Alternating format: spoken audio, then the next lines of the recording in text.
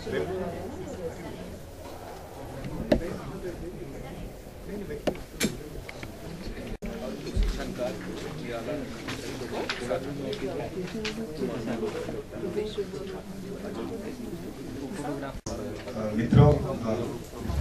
ये भारतीय भाषा केंद्र की ओर से आयोजित इस 3 दिवसीय परिसंवाद में आप सबका स्वागत है।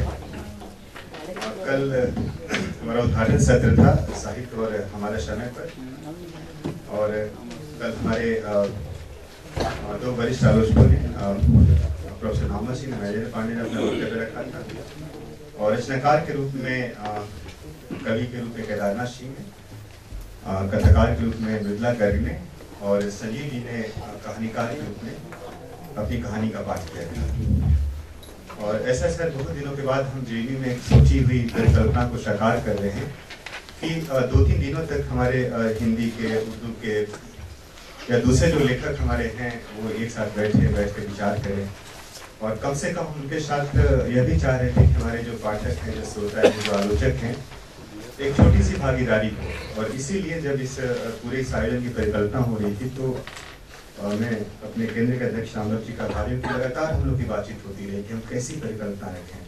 हमने कहा कि हाँ, सेमिनार्स होते हैं, उसमें हम भाषण देते हैं, सारी चीज होती रहती है, लेकिन हम कुछ ऐसा करें, एक रचनात्मक परिसंवाद की शुरुआत हो। लेकिन यह भी जरूरी था कि अगर हम कोई रचनात्मक परिसंवाद करें तो उसके साथ कहीं ना कहीं जो एक हम लोग कहते हैं कि जो मूल बात है वह बात भी सामने आनी चाहिए। और इसी को नजर में रखते हुए कहा कि हर सत्र में एक कीनोट एड्रेस होगा, एक आलोचक का, और उसके बाद हमारे रचनाकार रचना पाठ करेंगे, और फिर हम उस रचना पाठ के बहाने हम लेखक के साथ बैठ के बातचीत करेंगे। और मुझे अच्छा लगा कि इस सत्र में बहुत सारे हमारे जो बड़े बड़े क्रिटिक्स हैं उन्होंने सहमति दी और कहा कि अच्छा मौका है कि हमें रचनाकारों से मिलने का, उनके साथ बातचीत करने का हमें मौका मिलेगा। शायद रामदेव जी को याद होगा, हमारे केंद्र के डॉक्टर रामचंद्र जी यहाँ बैठे हैं, गंगा शामिना भी बैठे हैं, और भी बहुत सारे हमारे मित्र हैं। आप लोग के ध्यान में होगा कि हमने 2012 में एक व्याख्यान किया था, इसी थीम पर था, हमारे समय का साहित्य, और वह व्याख्यान दिया था राजेंद्र यादव ने दिया था, और बहुत अच्छा व्याख्यान दिया था। उसके बाद बहुत सारी बातचीत हुई थी कि हमारा जो समय है वो अपने सवालों से किस तरह से जूझ रहा है। कल भी हम इस बात की चर्चा कर रहे थे कि 90 के बाद का समय बहुत तेजी से बदला है, और खास तौर से 90 के बाद जिस तरह से सांप्रदायिकता का सवाल, बाजार या आर्थिक उदारीकरण जैसी चीजें, या फिर आदिवासी समाज का सवाल, दलित समाज का सवाल, स्त्री समाज का सवाल, ये सारे सवाल एक नए सवाल के रूप में हमारे सामने खड़े हुए।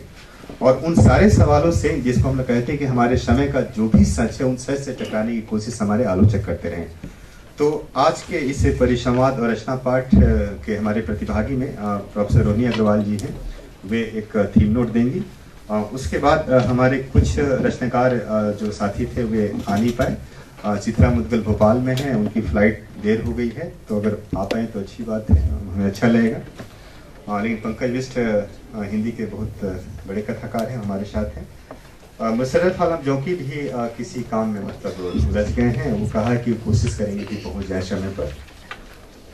और इसी तरह से सुजन विश्वनाथन जी हमारे साथ, सोलॉजी की प्रोफेसर हैं और अंग्रेजी में लिखती हैं। सूर्यनाथ सिंह जी हमारे साथ हैं, और राकेश तिवारी जी हैं, और हरिराम मीना जी हैं। ये हमारे जो रचनाकार साथी रचना पाठ करेंगे। और आशीष अग्निहोत्री दिखाई नहीं दे रहे हैं, लेकिन मैं आशा करता हूँ वो भी समय पर आ जाएंगे। वे फ्रेंच से एक नाटक के 2 पन्ने का जो हिस्सा अनुवाद किया उसका पाठ करेंगे।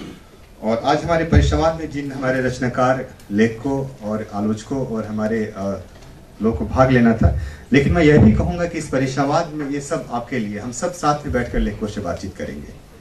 तो हम कोशिश करेंगे कि हम एक सत्र हम 4:30 तक समाप्त करें, उसके बाद हम चाय पिए, और उसके बाद पुनः हम 15 मिनट बाद दोबारा हम इस बातचीत के लिए यहाँ उपस्थित हों, और उसी क्रम से हम ये कार्यक्रम हम आगे चलाते रहेंगे। और इस परिसंवाद में हमारे भाग लेने वाले जो सहयोगी और साथी और लेखक मित्र हैं, विमल जी भी दिल्ली से बाहर हैं, ये नहीं आ पा रहे हैं। गोपेश्वर सिंह जी ने कहा कि आ जाएंगे।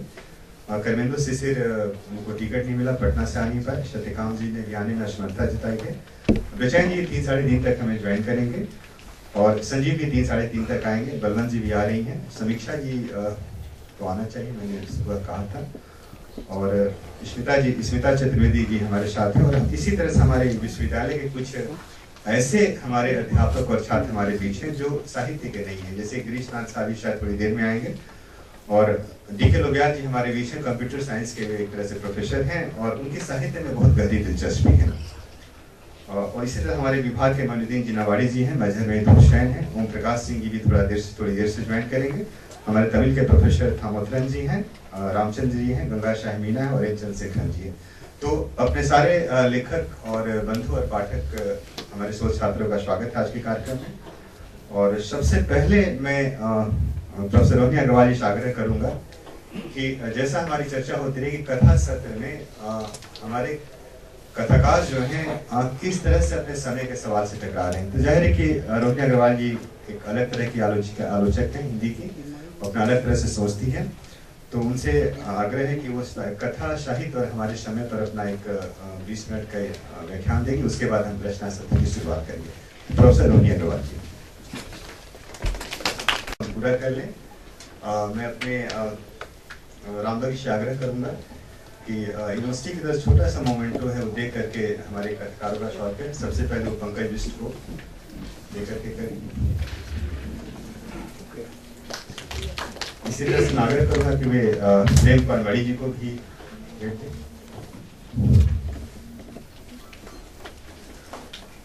मैं रामचंद्र जी से आग्रह करूंगा कि वो रोहिणी अग्रवाल जी को मोमेंटो दें।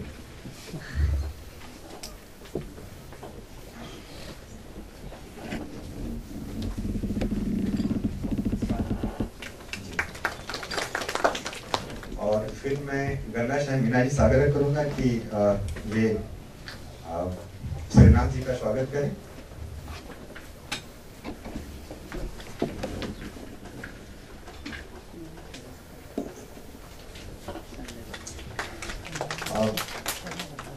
पुनः मैं प्रोफेसर रामबाग जी से आग्रह करूंगा सुजन विश्वनाथन जी को स्वागत करें। सुजन विश्वनाथन जी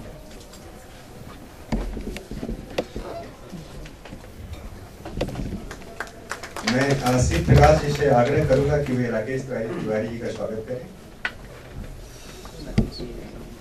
राकेश जी यहाँ के बगल जी इधर बैठे ठीक है जाना जी।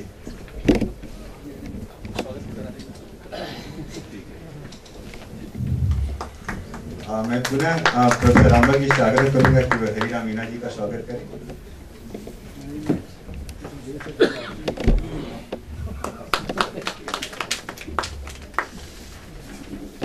मैं फिर रामचंद्र जी से आग्रह करूंगा स्मिता चतुर्वेदी जी का स्वागत करें।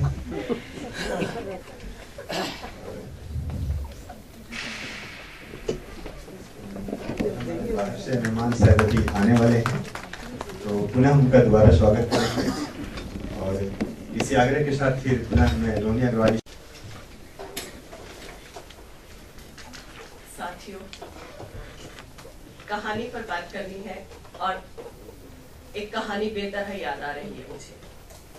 उस कहानी का पाठ किए बिना तो कम से कम मैं आगे नहीं बढ़ सकती। मैं शेयर करना चाहती हूँ भेड़िए कहानी भुवनेश्वर। कहानी एक बिंब बनकर मेरे सामने कौन रही।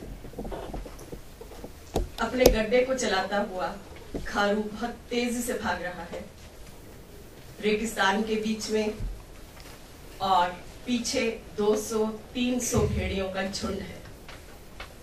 जान बचानी है क्योंकि पछाड़ी बैल भी उतनी तेज नहीं भाग सकते, भेड़िए उनको कहीं ना कहीं से पकड़ लेंगे।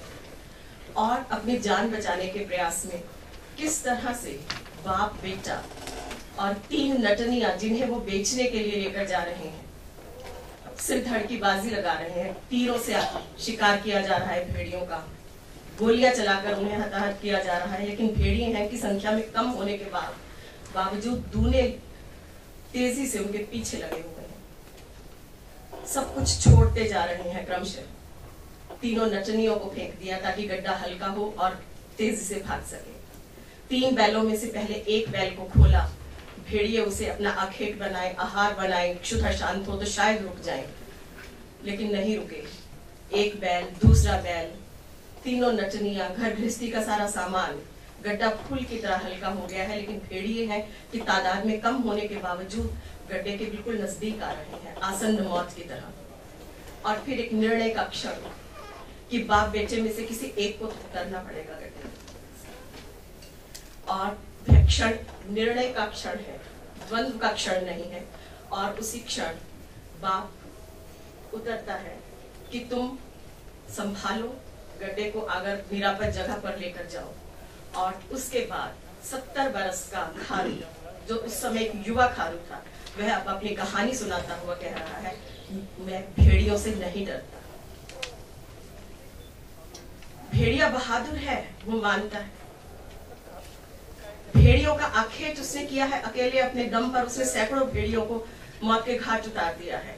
लेकिन भेड़िया कोई सामान्य चीज नहीं है। भेड़िया शेर की तरह अकेले अपने बूते शिकार करता होता तो शायद उसको हताहत करने की कई योजनाएं बनाई जा सकती थी, लेकिन यहाँ भेड़िया प्रतीक के रूप में उभर रहा है। क्योंकि मैं नहीं मानती कि एक साहसिक रोमांचक कथा भर लिखी हुई है भुवनेश्वर में। इसे प्रतीक के रूप में मैं देखती हूँ, तभी मुझे इसकी सार्थकता समझ आती है। और मुझे प्रतीक दिखाई पड़ता है कि ये भेड़िए एक उन्माद का, जुनून का प्रतीक है। ये भेड़िए बर्बरता का प्रतीक है। ये भेड़िए अपनी ताकत के दंभ का प्रतीक है। ये भेड़िए अपने अलावा हर किसी जीवंत प्राणी को अपना आहार मानने के निश्चित विश्वास का प्रतीक है। और ये सब चीजें मिलकर जब एक सांगठनिक ताकत का रूप ले लेती है, तब वह फासिस्ट ताकतों के रूप में उभरती है। आज हम जिस मोड़ पर खड़े हैं, वहां इसी विभीषिका के साथ हमारा कहानीकार वक्त के साथ मुठभेड़ कर रहा है। अकेले अपने दम, निर्णय का क्षण है, द्वंद्व का क्षण जब भी आएगा, वह उन भेड़ियों के मौत का ग्रास बनेगा। उसे इस दौरान सब कुछ छोड़ना है, अपनी चल अचल संपत्ति का मोह, अपने पूर्वाग्रह, अपने अनुराग, संबंध, अपनी जीविका के साधन। क्योंकि इस बीहड़ के बीच से यदि वह वक्त को निकाल कर ले गया, तो फिर भेड़ियों के खौफ के बाद वह एक राज्य की स्थापना करेगा, जहां मनुष्य की सत्ता केंद्र में। मैं जब आज की कहानी का पाठ करती हूँ, तो मुझे लगता है कि ठीक यही सब चीजें तो प्रतीक रूप में आई हैं। यह भेड़िए व्यवस्था का रूप बने। धर्म, राजनीति, संस्कृति, समाज व्यवस्था कहीं मनोवादी व्यवस्था के रूप में प्रश्न बनकर उभर रही है, कभी वर्ण व्यवस्था के रूप में, कभी वह उपभोक्तावाद के साथ आ रही है तो कॉर्पोरेट कल्चर और बाजार के साथ जुड़कर वह कैपिटलिज्म को एक नए ढंग से प्रतिष्ठित कर रही है और हमारे भीतर लालसाओं के बंजर को बो रही है। कहीं वह धार्मिक उन्माद के साथ जुड़कर जब हमारे भीतर की हिंसा को जोड़ रही है, तो वह सांप्रदायिक हिंसा का रूप लेकर, सांप्रदायिक आतंक और नृशंसता का रूप लेकर हमारे सामने एक चुनौती बनकर खड़ी है। इन सब सवालों के साथ तो मुठभेड़ करना बनता है। इन सब सवालों की अनदेखी करना अपने वक्त को भूलना नहीं है, अपने वक्त से पलायन करना है। और कोई भी संवेदनशील प्रबुद्ध प्राणी अपने जीने की शर्त सांसों की डोरी में नहीं मानता, वह वक्त के साथ अपने संबंधों को बुनने, बुनने और प्रगाढ़ करने में मानता। मैं हिंदी कहानी को बहुत सकारात्मक नोट पर लेती हूँ, क्योंकि वहां पलायन की, आत्मरति की कहीं कोई गुंजाइश है ही नहीं। वह वक्त की समीक्षा है, वह व्यवस्था की शिनाख्त है और अपने समय को रचने का एक बहुत बड़ा सवाल, बहुत बड़ा उद्योग प्रयास है। यह मैं एक बात और बताना चाहती हूँ कि कहानी में से हम अस्मिता विमर्श को निकाल दें। प्रश्न मेरे मन में उठता है, चिंता बनकर, परेशानी बनकर और एक बहुत गहरी असहमति बनकर कि अस्मिता विमर्श, खासतौर पर दलित विमर्श और स्त्री विमर्श पर गाज ज्यादा गिरती है। और स्त्री होने के नाते उस गाज को मैं वहन करती हूँ कि क्या लॉजिक दिया जाता है कि इन विमर्शों के आने के बाद साहित्य का समग्र चरित्र भंग हो गया है। क्या अस्मिता विमर्श साहित्य के समग्रता में सेंध लगाने के लिए? यदि ऐसा है तो क्या हम सवर्ण संभ्रांत अभिजात पुरुष के साहित्य को ही आज तक साहित्य माने? यदि स्त्रियां, दलित, आदिवासी, अल्पसंख्यक अपने अपने धरातल पर खड़े होकर अपने अपने कोण से अपनी बात कह रहे हैं और वह बातें सुनकर यदि एक दूसरा वर्ग तिल मिला रहा है, तो इसका अर्थ यह भी तो लगाया जाना चाहिए कि सदियों से उनकी बातें सुनकर ये सारे वर्ग उतनी ही तिल मिलाहट झेल रहे थे। यानी कहीं हम आधे के भी चौथाई को एक समग्र मानने का ढोंग या बोध लेकर चले थे, और आज अस्मिता विमर्श हमें बता रहे हैं कि उस पूरे चांद को पूरा करने के लिए हमें उन टुकड़ों को जोड़ना है। तो इसीलिए मैं ये मानती हूँ कि अस्मिता विमर्श आज की बहुत गहरी जरूरत है, बहुत संवेदनापूर्वक इस पर विचार करने की, क्योंकि यही एकमात्र ऐसा विमर्श है जो साहित्य के गहरे और अधिनायकवादी चरित्र को ध्वस्त करके बहुलतावादी और लोकतांत्रिक चरित्र को भरता है। और यह हमारे आज की कहानी या कथा साहित्य के बहुत बड़ी उपलब्धि। मैं कहानियों पर सिद्धांतिक रूप से बात करने की बजाय सोचती हूँ क्यों ना कहानियों के जरिए बात की जाए। कहानी के कथा में बिना भीगे प्रवेश करना तो यूं ही गलत है। कहानियों के रस के साथ चलते हैं, रस अपने आप अर्जित करेंगे। मैं सिर्फ इशारे कर करती हूँ और सिर्फ मैंने 4-5 कहानियों की बात करूंगी और मैं उन कहानियों को लेना चाहती हूँ जो आज के दौर में बिल्कुल अभी पिछले 5, 7, 10 साल में रची गई कहानी मुझे बहुत पीछे 150, 100, 75, 50 साल पीछे ले जाए और उस परंपरा में कहीं अपने आप को विन्यस्त करके मुझे एक बड़े कालखंड को समझने की एक गहरी समग्र समझ। मैं सबसे पहले विमर्शों की ही बात शुरू करूं तो मैं बात करूंगी कैलाश वानखेड़े की कहानी। एक नहीं कई कहानियों स्मृति में लाने के लिए मैं नाम भर बता रही हूँ। सत्यापित, अंतर्देशीय, तुम लोग और अभी अभी परिकथा में आई उस मोड़ पर कहानी मैं इसलिए ले रही हूँ क्योंकि मुझे ठीक 150 साल पहले ज्योतिबा फुले की लिखी एक रचना, कहानी नहीं है, नाटिका है, तृतीय रत्न की याद आती। एक छोर पर ज्योतिबा फुले उतने ही शिद्दत के साथ वर्णाश्रम व्यवस्था को झकझोर रहे हैं और दूसरे छोर पर उतनी ही गहरी समझ, पड़ताल और संवेदना के साथ इस मुद्दे को कैलाश वानखेड़े उछा रहे हैं और बीच में दलित लेखन की पूरी परंपरा है। मैं चाहकर भी सलाम और 25 चौका 150 को नहीं ले पा रही हूँ, मैं चाहकर भी बहुत सी कहानियां नहीं ले पा रही हूँ। मैं सिर्फ उल्लेख कर रही हूँ निराला का चतुरी चमार कहानी के माध्यम से और प्रेमचंद की दलितों पर लिखी कहानियों के। ये पूरी अनवरत परंपरा हमें बता रही है कि किस तरह से यह यात्रा शुरू हुई है। जाति को समझना जितना जरूरी है उससे कहीं ज्यादा जरूरी है जातीय संरचना के पीछे छिपे मनोविज्ञान को समझना। जाति की समझ हमारे भीतर जातीय अभिमान भी पैदा करती है, हमारे भीतर ठगे जाने का एक प्रतिशोध मूलक भाव भी पैदा करती है और वह जातीय हिंसा में विघटित हो सकती है।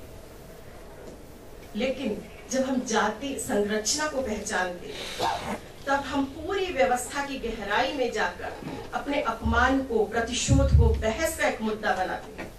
बहस जहां हम सभी अपने अपने पूर्वाग्रहों को, अपने अपने विशिष्ट स्थितियों को अपदस्थ करके एक मनुष्य के रूप में बात करें कि जाति हमें आगे बढ़ने से रोक रही है या जाति हमें समाज में कहीं स्थित कर रही है, तब जाति के रूप में अपनी आइडेंटिटी कोई भी मनुष्य स्वीकारना नहीं चाहता। कैलाश वानखेड़े में यह बोध है प्रतिशोध को बहस में ढालने का, हिंसा को एक रचनात्मक स्वप्न में बुन लेने का। ठीक वह बात जो हमें ज्योतिबा फुले में दिखाई पड़ती है, लेकिन ज्योतिबा फुले अपने आक्रोश को थिरा नहीं पाए हैं। और मैं इसको 2 छोटे-छोटे उदाहरणों के रूप में लूंगी। कैलाश वानखेड़े सबसे पहले इनकी कहानियों में जो मुझे खूबी नजर आती है, क्योंकि यह बहस को मुद्दा बनाते हैं, अपनी कहानियों में वो कोई नायक नहीं करते। मुझे उनकी सारी कहानियों को पढ़ने के बाद लगा कि उनके पास सिर्फ एक नायक है, हर कहानी में रिपीट हो रहा है उतने ही मजबूती के साथ, और वह नायक है सवाल। वो सिर्फ प्रश्न उठाते हैं। और बहुत बड़ी खूबी है कि आप एक सवाल को समय से उठे हुए, समय को बींधने वाले और समय का अतिक्रमण करके अपनी एक जगह बनाने वाले सवाल को एक नायक के रूप में खड़ा कर रहे हैं। और उस नायक के साथ हमारे भीतर के, हमारे अड़ोस पड़ोस के, हम सबके भीतर के अंतर विरोध, दुर्बलताएं और आकांक्षाएं जुड़कर उसे एक मूर्त रूप देंगे। और दूसरी बड़ी खूबी, इसे मैं एक प्रतीक के रूप में, एक स्थूल प्रतीक के रूप में लेना चाहूंगी। वो किसी गंगवा को, किसी घीसू को, किसी रमुआ को, किसी कलुआ को अपना नायक नहीं बनाते, क्योंकि रमुआ या गोबर, वो गोबर नहीं है, वो गोवर्धन है। नामों के सहारे हम किसी की जातिगत, किसी की आर्थिक पहचान साबित करने की एक बहुत बड़ी परंपरा को ढोते चलते। हमें सबसे पहले अपने पूर्वाग्रहों को उखाड़ फेंकना होगा, इसीलिए वो अपने पात्रों को नाम देते हैं असीम, दीप शिखा, ज्योति प्रभा। ठीक वही नाम जो अभिजात वर्गों में, उच्च जातियों में नाम प्रयुक्त किए जा रहे हैं। यह सायास गढ़ी एक युक्ति है जो मनुष्य को नाम के साथ उसकी वर्गगत, जातिगत पहचान में बांधने के षड्यंत्रों का निषेध करती है। तो इसलिए मुझे लगता है कि आज की कहानी कहीं दलित विमर्श को एक बहुत ऊंचे बहस के मुकाम पर लेकर गई है, और वहीं से हम सबको अपनी अपनी मनुष्य की आइडेंटिटी को देखने का आग्रह कर रहे हैं। एक और कहानी सत्यनारायण पटेल की कहानी, लाल छींट वाली लुगड़ी का सपना। मैं ये कहानी पढ़ूंगी तो मुझे गोदान याद आया, और गोदान का न होरी याद आया, न गोबर याद आया, मुझे तो गोबर का बेटा याद आया। छोटा सा बेटा, 36 साल की उम्र में यदि उपन्यास लिखा गया है और हम माने कि वो पात्र उस समाज में जी रहे हैं, तो वो मंगल, छोटा सा बच्चा, 5-6 साल का बच्चा। मुझे लाल छींट वाली लुगड़ी का सपना कहानी पढ़ते हुए याद आया कि मंगल किसके सपने का वहन कर रहा होगा? अपने दादा के सपने का, गाय के सपने का। और अगर कहानी का नायक डूंगा मंगल के ही वंश परंपरा में आता है, तो वह मंगल का पोता होगा या पड़पोता होगा। तो आज उसकी वंश परंपरा की तीसरी, चौथी पीढ़ी का सपना क्या है? सिर्फ एक लाल छींट वाली लुगड़ी लेने का सपना। कहां भी ला गया गाय का सपना? गाय क्या हैसियत से, रीच से बहुत बाहर की चीज हो गई? यदि हो गई तो हम जिस आर्थिक प्रगति का दंभ भर रहे हैं, वह गांव तक, किसान तक, मिट्टी से जुड़े व्यक्ति तक किस रूप में पहुंच रही है? और उस सपने को भी वह कहां खरीद पा रहा है? अपने पिता के सपने को वहन कर रहा है। लाल लुगड़ी पहले माँ के लिए जुटाना चाहता था, अब अपनी पत्नी के लिए, लेकिन एक लाल छींट वाली लुगड़ी वह नहीं जुटा पा रहा। मुझे डूंगा के बरक्स पूरे देश भर में आत्महत्या करते किसान याद आते। सत्यनारायण पटेल उन किसानों की त्रासदी को लेकर नहीं आते, लेकिन आत्महत्या करने से पहले वो किस द्वंद्व, किस दृढ़ता और किस तरह के दबावों के बीच में घिर रहे व्यक्ति को उकेरना चाहते हैं, वह इस कहानी के डूंगा पात्र के माध्यम से करते हैं। सपना तो है, सिर्फ लाल छींट वाला ही नहीं है, लुगड़ी लेने का ही नहीं है। किसानों के पास एक और सपना है। वह सपना गाय की तर्ज पर कार लेने में अनुदित किया जा सकता है, लेकिन कौन किसान कार लेगा? डूंगा जैसा जो अपनी जमीन बचाने की जिद में माधवराव सप्रे की छोटी सी कहानी टोकरी भर मिट्टी की बुढ़िया की तरह दम ठोक कर खड़ा है। नहीं, उसके हिस्से तो उसका सपना भी पूरा होना नहीं आएगा। आज कार वही ले पा रहा है जो अपनी जमीन को मुंह मांगे दाम पर बेच रहा है पूंजीपति। और सत्यनारायण पटेल डूंगा से फोकस हटाकर जब दूसरे किसानों पर शिफ्ट करते हैं, तो मुझे इस एनसीआर के गांवों में रहने वाले किसानों की दशा में दिन रात का परिवर्तन दिख पड़ता है। वो किसान जो अपनी जमीनें करोड़ों रुपए में बेच रहे हैं, आज वो किसान खेत को लहलहाते फसलों की जगह बहुत आलीशान बंगले बना रहे हैं। घरों में कई कई बड़ी कारें हैं, एसयूवी है उनके पास। उसके बाद वो ले रहे हैं गन, और इससे भी उनका सोशल स्टेटस ठीक नहीं हो रहा है तो वो ड्रग्स ले रहे हैं। यह आज के किसान का एक दूसरा चित्र हमें दिखाई पड़ रहा है। एक जूंगा है, एक इस तरह का किसान है जिसे हम हर रोज देख रहे हैं, और इसके पीछे पूंजीवाद का प्रसार है। यह पूंजीवाद, इसकी एक झलक, एक बहुत महत्वपूर्ण कहानी के रूप में झलक। मैं आज भी उस कहानी को नहीं भूल पा रही हूँ, और क्योंकि पंकज बिष्ट जी बैठे हैं तो मुझे बहुत संकोच भी हो रहा है उस कहानी, संकोच और गर्व दोनों, कि बच्चे गवाह नहीं हो सकते। मैं जिस उपभोक्तावादी संस्कृति के प्रसार को मीडिया के माध्यम से उन्होंने घर घर में आते हुए दिखाया, उसके नकारात्मक प्रभावों को गूंथा है बहुत प्रतीकात्मक ढंग से, वो आज अपनी प्रतीकात्मकता, सांकेतिकता खोकर बहुत निर्लज्ज रूप से हमारी अपनी आइडेंटिटी बदले। इसीलिए आज गांवों का युवक सिर्फ एक अपराधी के तौर पर, एक कुपढ़ नागरिक के तौर पर अपनी आइडेंटिटी को लोगों के सामने लेकर आ रहा है। मैं कहानियों का और भी जिक्र करना चाहती हूँ। देवेंद्र जी ने तो घड़ी दिखा दी, और मैं तो अभी मुझे लग रहा है कि मैंने सिर्फ टेक ऑफ किया है। मैं कुछ संकेत देना चाहती हूँ। पानी कहानी मनोज कुमार पांडे की, वह इन सबसे कहीं बहुत गहरे उतरकर पूरे के पूरे युग को ले रही है कि किस तरह से इस कहानी में एक मगन ठाकुर नामक व्यक्ति एक तालाब को ही नहीं पाट रहा है। तालाब को पाटना मात्र जमीन को हथियाना भर नहीं है। तालाब को पाटकर जिस तरह से वह पंप के माध्यम से खेती के लिए पानी का जुगाड़ करता है, वह इस कहानी का मंतव्य नहीं है। पानी बेचकर, पानी की तिजारत करके वह गांव के किसानों से पूंजी बटोर रहा है, वह इस कहानी का लक्ष्य नहीं है। किस तरह से पंडित, पुलिस, प्रशासन सब उस ठाकुर मगन के साथ देकर समाज का उत्पीड़न कर रहे हैं, यह इस कहानी का लक्ष्य नहीं है। हालांकि हमें ऊपरी तौर पर यह सब दिखाई पड़ रहा है। असल में इस कहानी का लक्ष्य यह है कि पूंजी और सत्ता का गठजोड़ किस तरह से गांव के सहकारी चरित्र को ध्वस्त करता हुआ नीतिगत निर्णयों की आड़ में सत्ता के हित साधक स्वार्थों की पूर्ति कर रहा है। और इस तरह से यह कहानी कहीं क्रॉनी कैपिटलिज्म के उत्थान की कहानी बन जाती है। इस कहानी को इस रूप में पढ़ें तो हम अपने वक्त की आहटों को भी देख सकते हैं, और जिन खतरों से हम घिरे हैं हम उन खतरों को भी बहुत अच्छे से पहचान कर एक विकल्प ढूंढ सकते हैं। मैं सारी कहानियों को खारिज कर रही हूँ जो मुझे लेनी। मैं सोचा था शायद मैं 4-5 कहानियां ले सकती हूँ, लेकिन मैं नहीं ले पाऊंगी। योगेंद्र आहूजा की कहानी श्री विमर्श को लेना बहुत जरूरी है।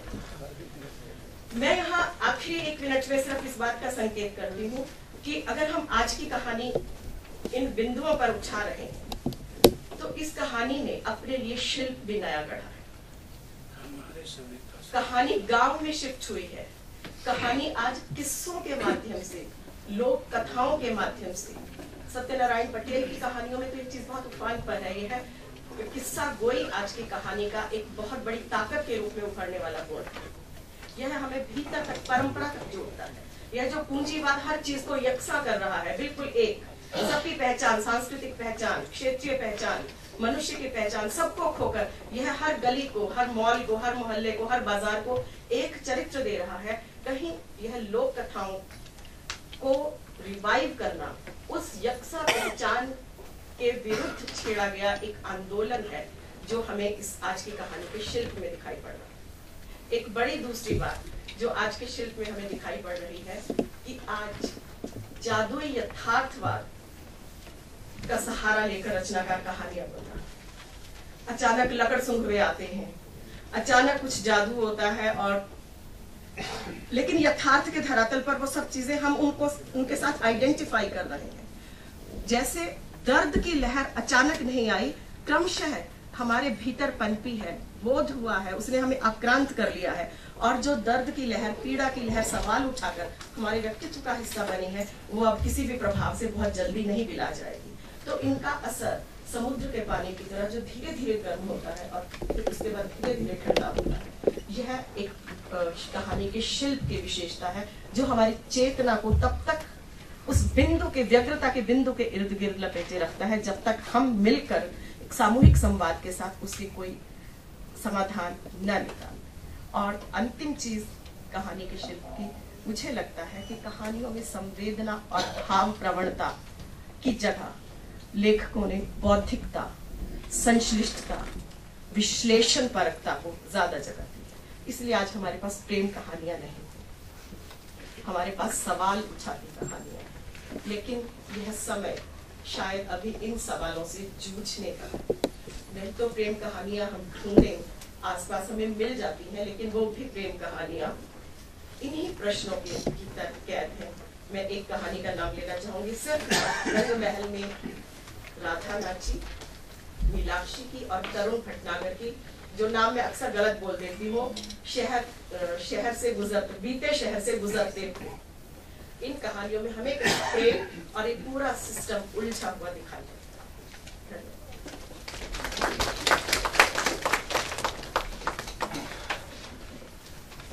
धन्यवाद रोहिणी जी।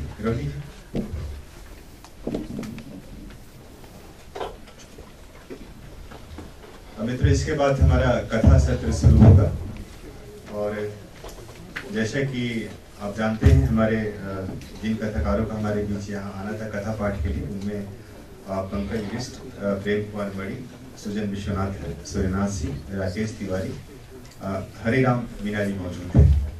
तो मैं सबसे पहले पंकज बिष्ट जी से आग्रह करूँगा कि अपनी कथा कथाकारों से हम आग्रह भी कर सकते हो, चाहे तो बैठ के भी रचना पाठ करें या जैसी उनकी इच्छा हो।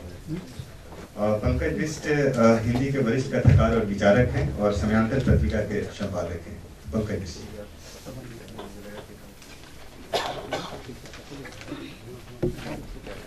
साथियों, रोहिणी जी ने जो प्रश्न बना दी है, उसके बाद जो मैं आपके सामने प्रस्तुत करने जा रहा हूँ, वो प्रस्तुत करते हुए मुझे थोड़ा डर लग रहा है।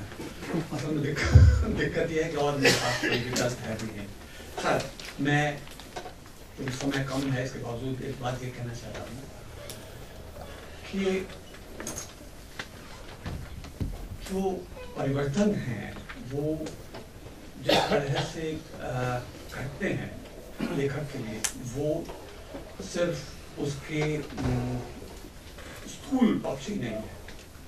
और ये बात ध्यान रखना मुझको कम से कम लगातार जरूरी लगता है कि वो बात लेखकों को याद रखनी चाहिए कि हम पत्रकारिता से नहीं जूझ रहे और हम पत्रकारिता का काम, पत्रकारिता का विकल्प भी नहीं दे रहे हैं। तो हमको ये बात लगातार ध्यान रखनी है, क्योंकि जो परिवर्तन हो रहे हैं वो मात्र सामाजिक स्तर पर नहीं हो रहे, वो व्यक्ति के चरित्र के व्यवहार में, उसके चरित्र में, उसकी समझ में लगातार परिवर्तन हो रहे हैं। अब बस इतनी बात मैं अपने रचना पर पढ़ने जा रहा हूँ। उसमें मैं ये कहना चाहता हूँ कि मैं कहानी का पाठ नहीं कर रहा हूँ, मैं अपने नवीनतम उपन्यास का कुछ अंक आपके सामने रखना चाह रहा हूँ। क्योंकि वो खासा विवादास्पद है, इसलिए भी शायद उससे कुछ बात मेरी तरफ से समझने को मिलेगी। इसका शीर्षक जो चैप्टर का है वो है कैक्टस वाला बंगला। इस उपन्यास का नाम है पंख वाली नाव, जो जिससे आप अंदाजा लगा सकते हैं कि क्या मैं कहना चाहता हूँ कि जो असंभव स्थितियां हैं उसको लेकर है। सिर्फ बिगुल बजने की देर है। स्वदेश जी की नजर और हाजिर जवाबी का मैं कायल रहा हूँ। उनमें चीजों के मर्म को पकड़ने और अपने तरीके से व्याख्यायित करने की विलक्षण प्रतिभा रही है। यह ऐसी वर्चुअल रियलिटी थी जिसने 10 साल के अंतराल को चुटकियों में फांद दिया था। तब इस तरह की चमत्कारी टिप्पणियां रोज ही सुनने को मिलती थी, काम के दौरान, चाय के साथ, लंच में, यहाँ तक कि क्लाइंटों के साथ की मीटिंगों में भी।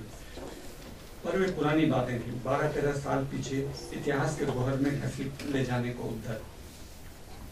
स्मृति के दूर दूर तक फैले खंडहरों के बियाबान में हम अकस्मात यहाँ टकरा गए थे। बीच की यात्राओं की अपनी अपनी कहानियां थीं, जो अलग होते हुए भी मूलतः एक थीं, बहुत अप्रत्याशित और सपाट। विगत के इस पिटे खेल को हम पिछले 2 दिन से ऐसे प्राणहीन रियलिटी शो की तरह खेल रहे थे, जिसका यथार्थ उसकी नाटकीयता को ढक देता है और संचालित अंततः नाटकीयता से ही होता रहता है। छावनी के नजदीक की कॉलोनी थी। मकान वाकई बांकुरों की तरह सजे थे। मैं हंसे बिना नहीं रह सका था। जवामर्दी और अमरत्व की माया के तकमों से सजे योद्धाओं के नामों की कतार के बीच से गुजरना, राज की यात्रा पर आए किसी राष्ट्राध्यक्ष के सम्मान में सजी परेड के मुआयने का आनंद दे रहा था। अजीब रुतबा था। काले भूरे चिकने इटालियन मार्बल और मकराना पत्थर पर खुदे major general, brigadier, lieutenant colonel, major, captain और इक्के दुक्के लेफ्टिनेंट औदार्य रंगों में जगमगा रहे थे। अधिकांश का अंत रिटायर्ड में हो रहा था। कुछ नामों के नीचे सूत्रीकृत सम्मान, शौर्य की मां गाथाओं के ठोस सरकारी प्रमाण थे।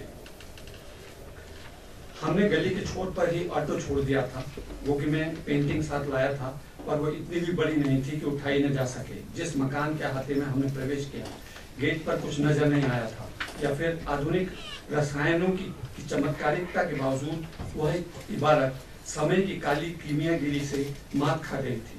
न नाम न ही नंबर, पर आगे पीछे के नंबरों के रिक्त स्थान की पूर्ति मुश्किल नहीं थी।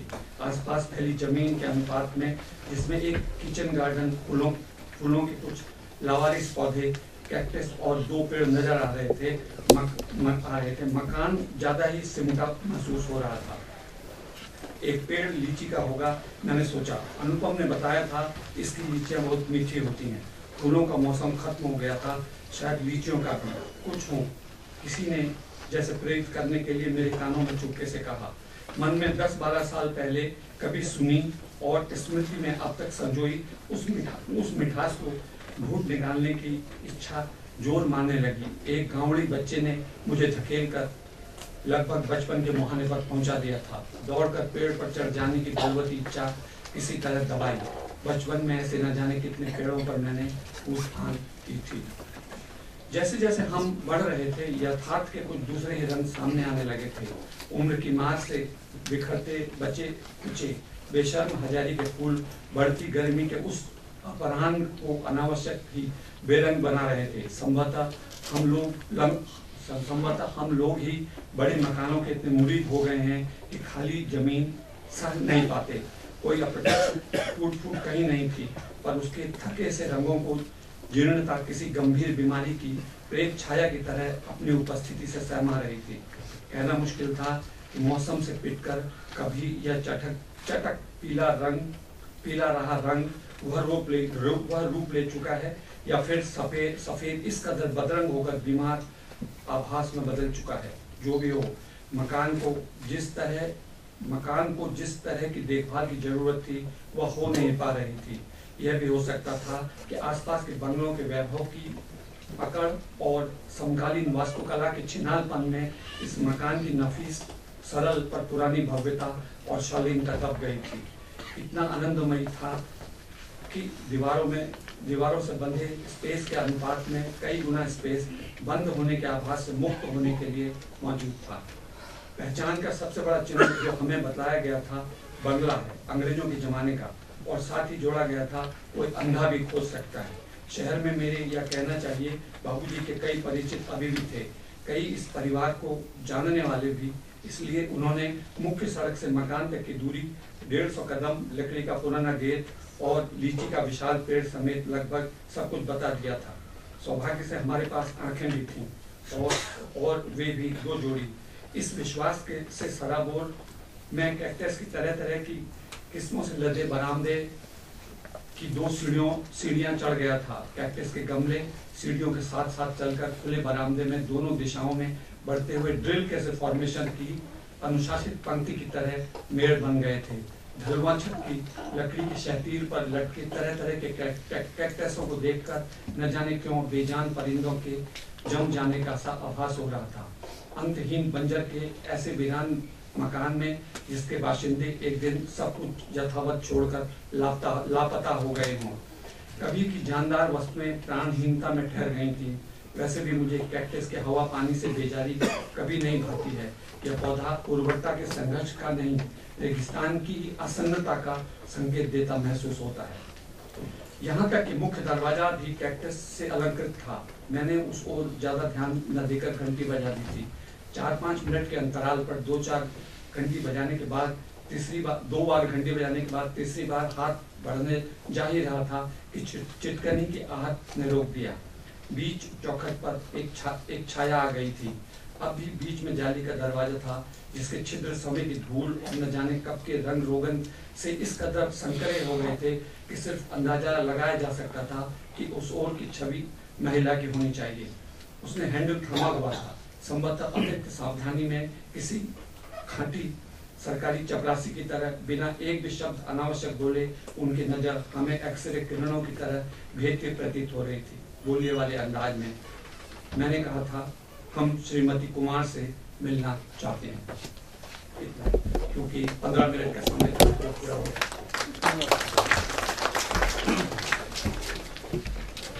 लगा कि 5 ही मिनट सुनाया। ये बढ़िया होने का सबूत है। धन्यवाद पंकज जी। हमारे अगले कथाकार हैं प्रेम कुमार मणि जी। मणि जी हिंदी के चर्चित कथाकार हैं, पटना में रहते हैं और राजनीतिक चिंतक भी हैं। उनकी राजनीति में गहरी दिलचस्पी है। तो उनसे आग्रह की अपनी कहानी का पाठ करें।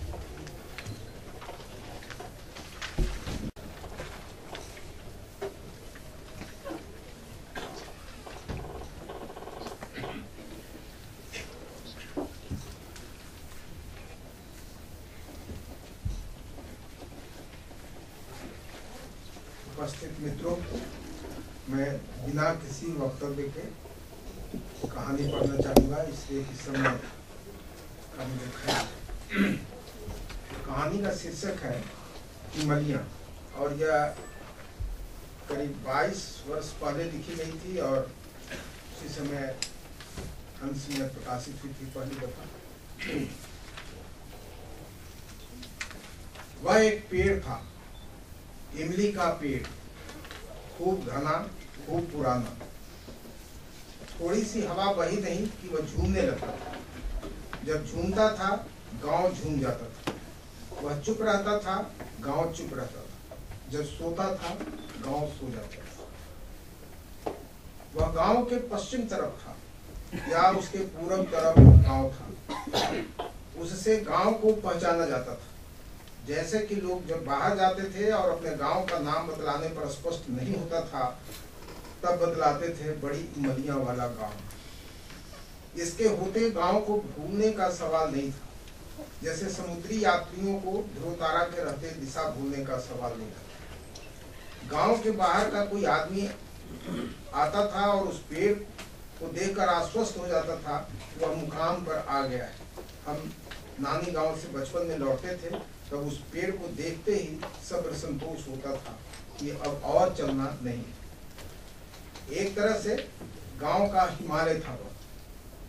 फर्क इतना ही था कि वह उत्तर की ओर नहीं, पश्चिम की ओर। उस पर चिड़ियों के ढेर सारे घोंसले थे, सुग्गों तक के। उसके कोठरों में उल्लू बसते थे और यदि उर्दू नज्म की यह बात सही है कि खाके गुलिस्तान करने को एक ही उल्लू काफी है, तो वहाँ इतने उल्लू थे कि पूरा देश खाक कर सकते थे। किंतु वे नज्म के उल्लू नहीं थे, बड़े शिष्ट, बड़े भोले दिखते थे। रात होते ही वे कोठरों से निकलते और बिजली के खंभों और ऐसी दूसरी चीजों पर बैठकर ऊँघते रहते। लगता था अपने होने पर वे शर्मिंदा है। हमारे गणित के शिक्षक मुझे भी अक्सर उल्लू कहा करते थे और मैं उन उल्लुओं को देखता तो चुपचाप उनसे खुद को तौल रहा होता कि आखिर कौन सा साम्य है कि शिक्षक मुझे उल्लू कहते हैं। गहराई से देखने से पता होता कि इन उल्लुओं की गोल गोल आंखें बड़ी भूत हुआ करती हैं, खूब चौकस, जैसे जासूस की आंखें। इन सबके साथ एक गंभीर बात और थी, वह यह कि उस पेड़ पर कोई दर्जन भर विभिन्न प्रजातियों के प्रेत निवास करते थे, जिनके किस्से दर किस्से गांव वालों की जुबान पर रहते थे। उन किस्सों से हमारा अवचेतन गहन रूप से बुना था और इस तरह वह पेड़ हमारे अस्तित्व का एक अंग था। वह भूतों का डेरा होते हुए भी हमारे लिए नया ताजा रहता था। उस समय देश दुनिया में पर्यावरण आंदोलन का कोई जोर नहीं था। इक्के दुक्के संत महात्मा नुमा लोग पेड़ पौधों को बचाने की बात करते थे, एक संतनुमा लेखक का एक लेख हमारी पाठ्य पुस्तक में था। उस लेख की एक बात हमारी समझ में बहुत देर से आई कि कैसे हमारा जीवन पेड़ों से जुड़ा हुआ है। यह बात मुझे बहुत भीतर तक गुदगुदाती थी कि घने जंगलों की हरियाली से आकर्षित होकर मेघ उमड़ते और बरसते हैं। मेघदूतम तो बहुत बाद में पढ़ा, लेकिन उस लेख से ही मेरे मन में यह बात बैठ गई कि मेघ बहुत शोक हुआ करते हैं। मानसून के शुरू होते ही हवाई रेल के डिब्बों की तरह मेघ आकाश में दौड़ने लगते, तो मेरा मन करता काश यह गांव एक घना जंगल होता और ये सारे मेघ बस यहीं घुमड़ते रहते। बादलों को देखकर मोरों के नाचने की बात मैंने सुनी थी।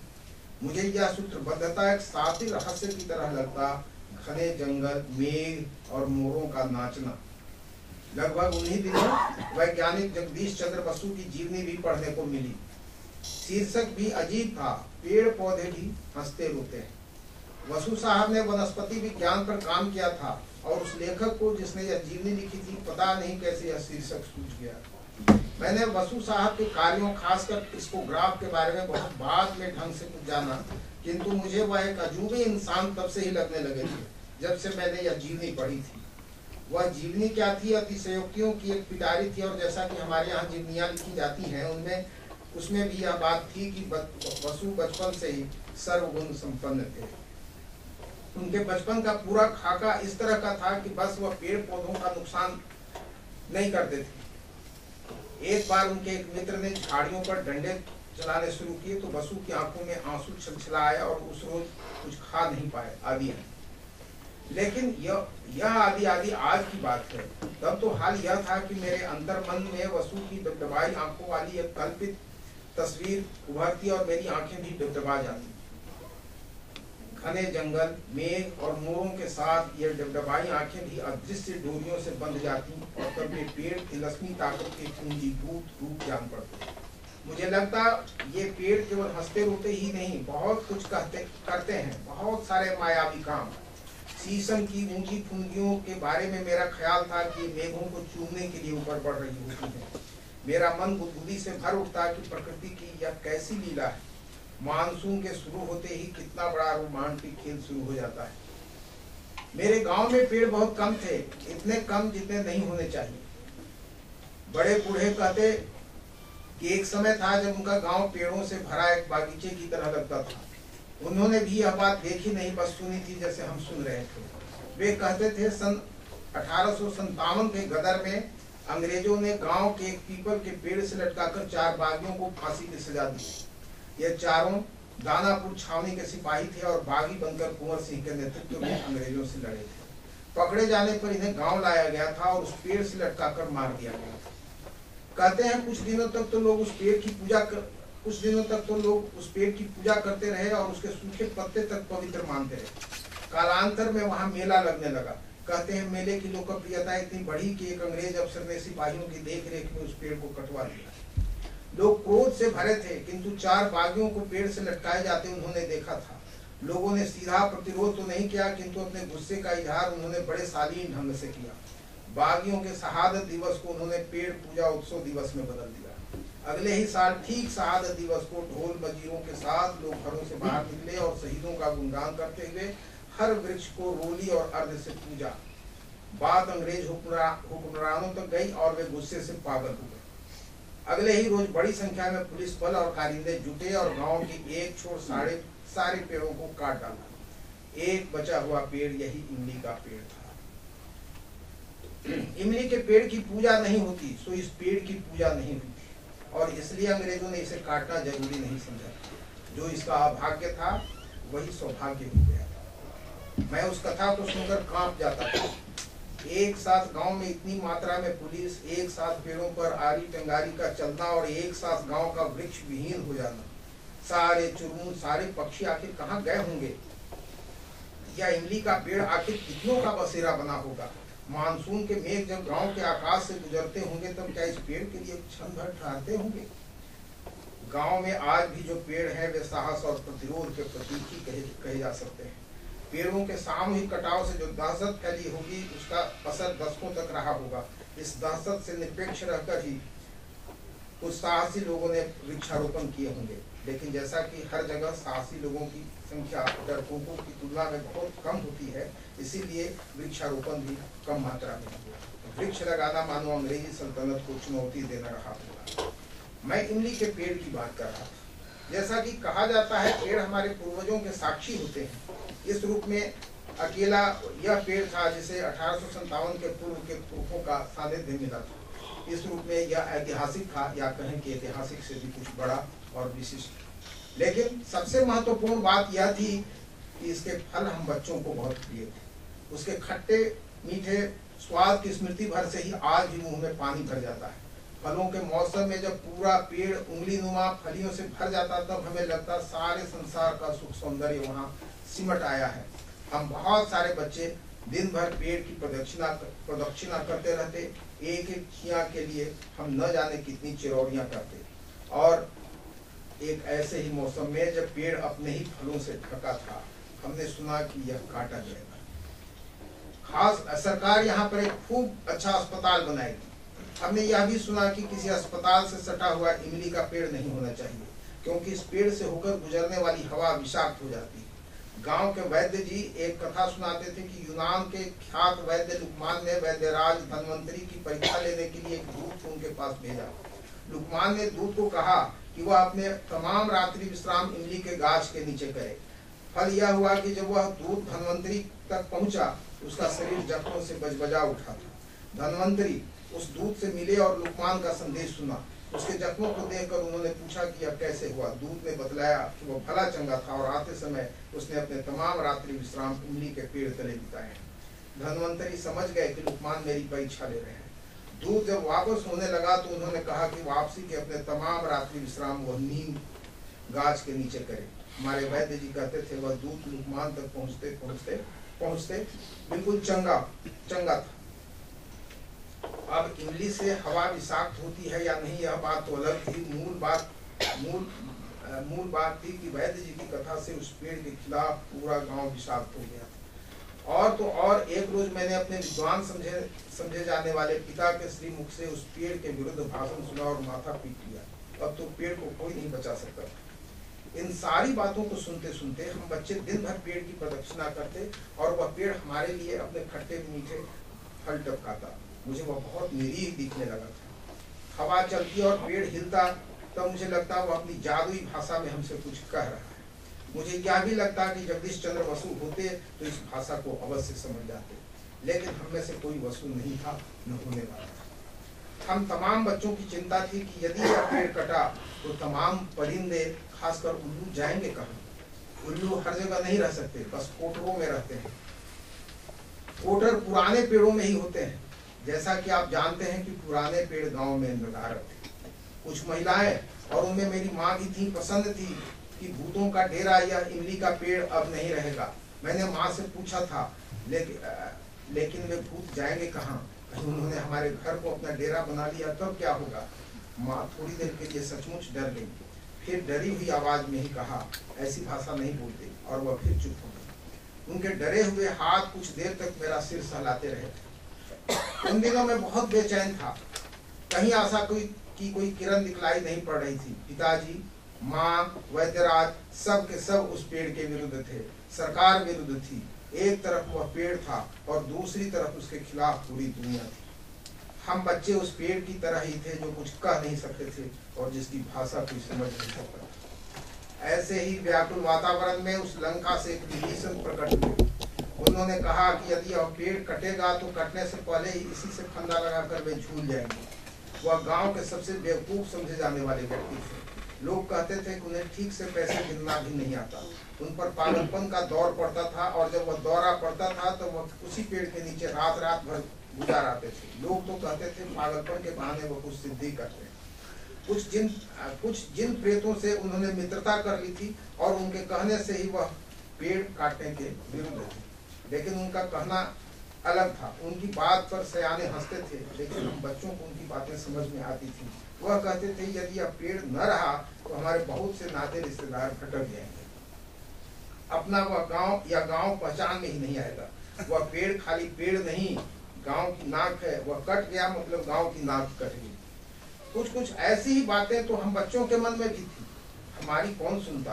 उससे भी बड़ी बात थी कि हमें से कौन कहता अपनी बात कहना चूहों द्वारा बिल्ली के गले में घंटी बांधने जैसा था। अंततः गांव की एक सभा, जैसे न्यायिक आयोगों का निर्णय सरकार को पता रहता है, वैसे ही सबको इस बात का निर्णय मालूम था।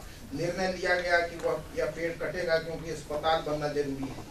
पगले विभीषण ने उस सभा में भी अपना विरोध रखा और ताल ठोकते हुए कहा, मेरी लाश पर बनेगा यह अस्पताल। इस गांव में अस्पताल की कोई जरूरत नहीं है, अस्पताल से भ्रष्टाचार फैलता है, आदि आदि। स्वयं उनके बेटे ने पंचों से अपने बाप के कहे की माफी मांगी और कहा उनकी बात पर कोई ध्यान नहीं दे, वह पूरे पागल हो गए। बेटे की बात पर क्षण भर के लिए तो वह सचमुच क्रोध से पागल हो गए, फिर थोड़ा संयत होते हुए बोले, मैं पागल हूँ कि नहीं, अपनी माँ से पूछना। और उनके इतना कहते ही सभा समवेत अट्टहास से गूंज गई, मानो इमली के पेड़ से एक साथ डैने फड़फड़ाते बगुले उड़े। आखिरकार उस पेड़ को कटना ही पड़ा। विभीषण को बेड़ियों से जकड़ लिया गया था क्योंकि वह सचमुच जान देने को उतारू हो गए थे। उनकी बेचैनी देख कोई भी कह सकता था कि उन पर जिन प्रेत आते हैं और सचमुच उसके दबाव में ही कितना उछल कूद कर रहे हैं।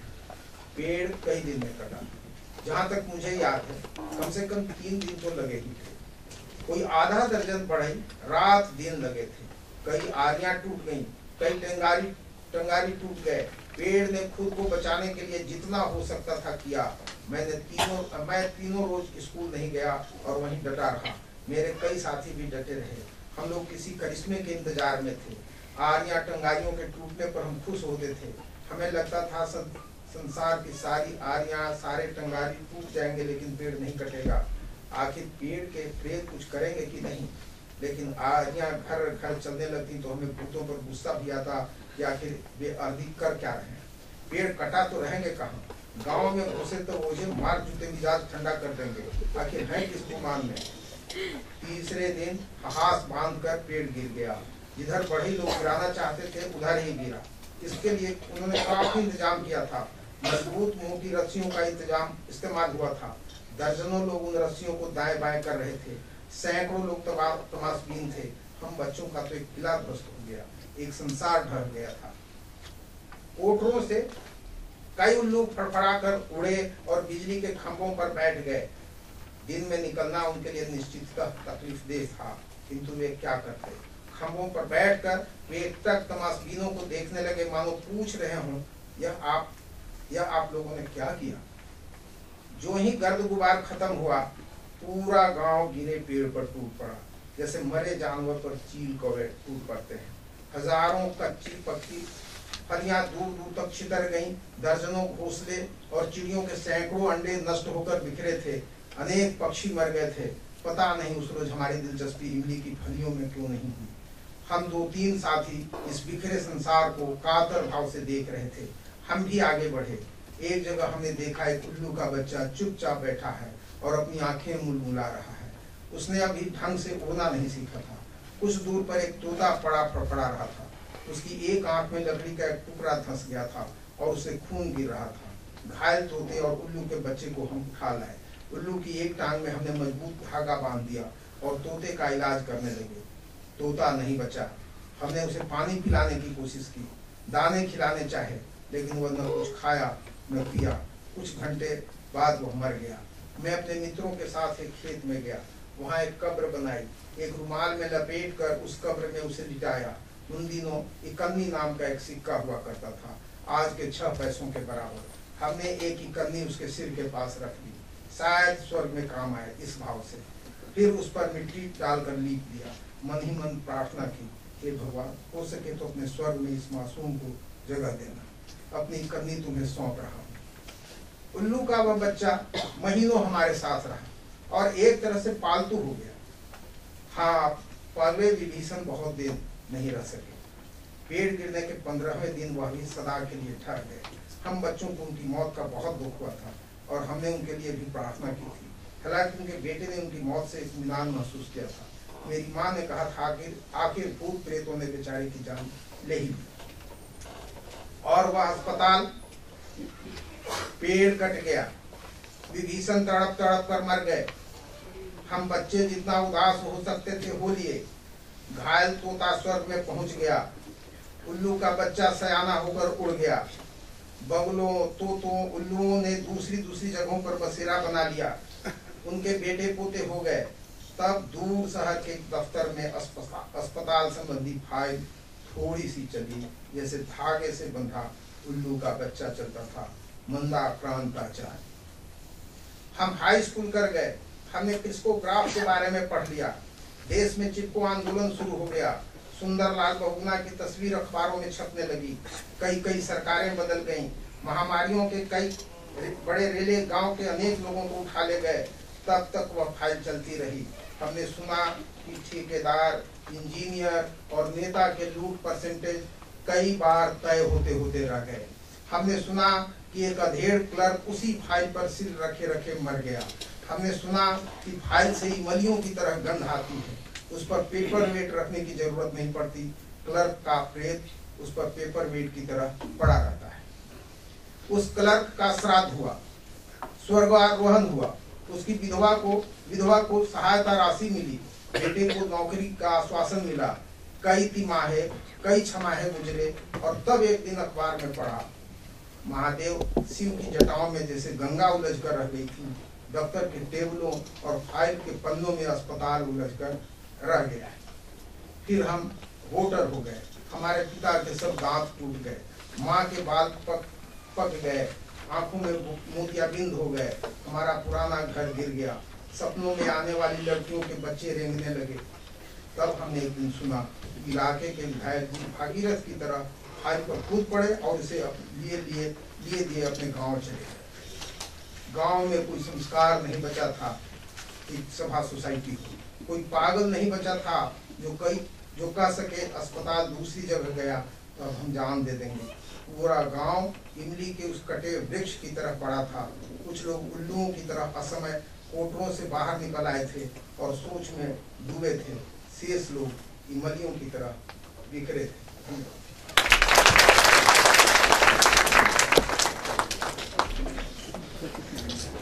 मित्रों,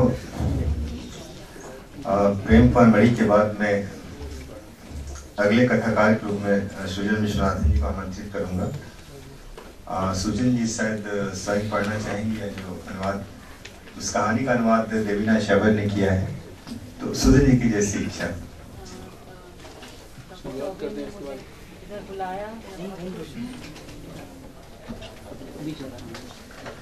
डॉक्टर देवेंद्र चौबे बहुत अच्छे दोस्त रहे मेरे, कई साल से मुझे बुलाते हैं इन सम्मेलन के लिए। तो Devina has been a great help to me, सरल भाषा में उसने अनुवाद किया है। Devina, please come with the story.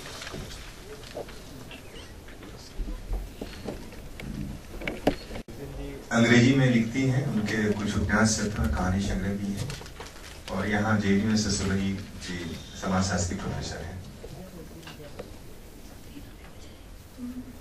सभी को मेरा नमस्कार।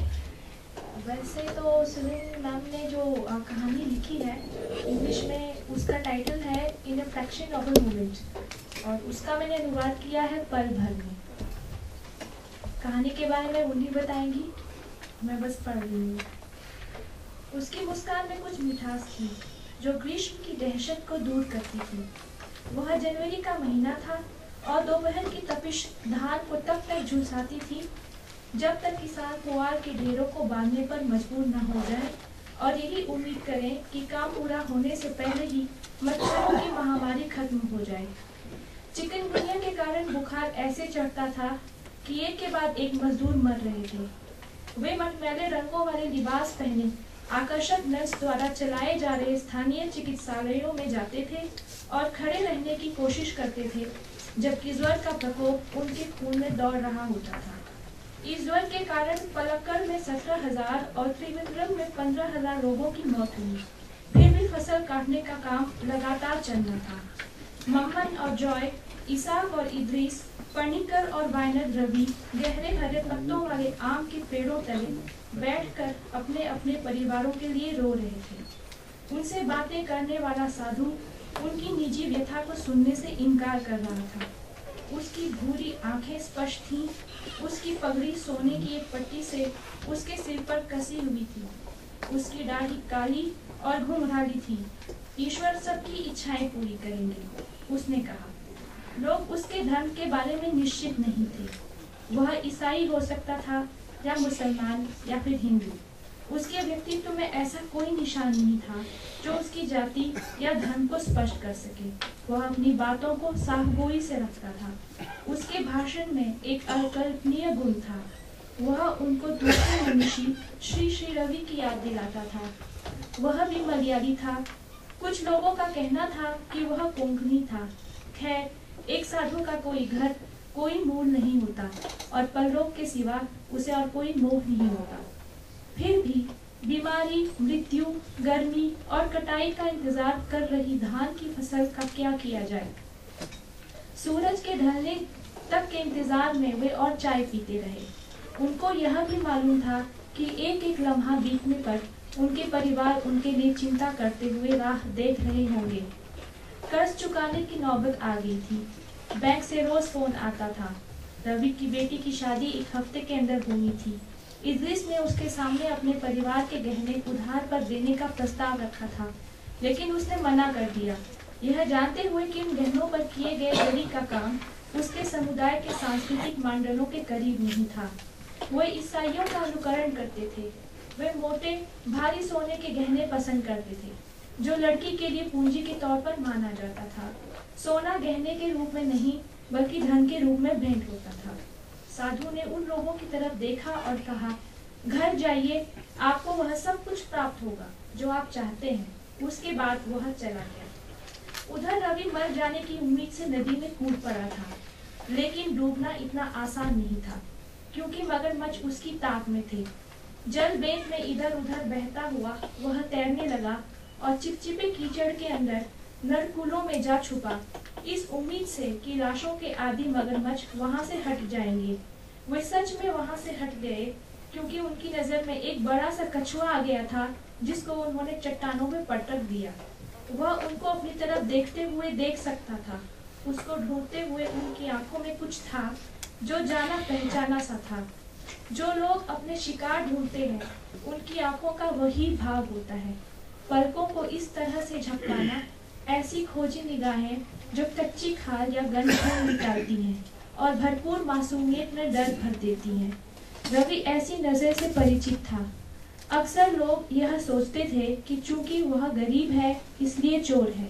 उसे लिखने आता था, पेचीदा हिसाब कर लेता था, और अगर उसके पास एक वीडियो कैमरा होता तो वह डॉक्यूमेंट्री भी बना सकता था। बाकी लोगों को ध्यान ही नहीं रहा कि वह चला गया था, क्योंकि वे अपने घर लौटने को बेचैन थे। धान के संकरे किनारों पर चलते हुए, एक एक कदम ध्यान से रखते हुए।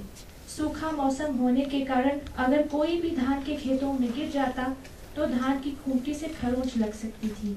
शारीरिक तौर पर हट्टा कट्टा होना ही काफी नहीं था, छोटी छोटी अड़चनों से बचना भी आना जरूरी था।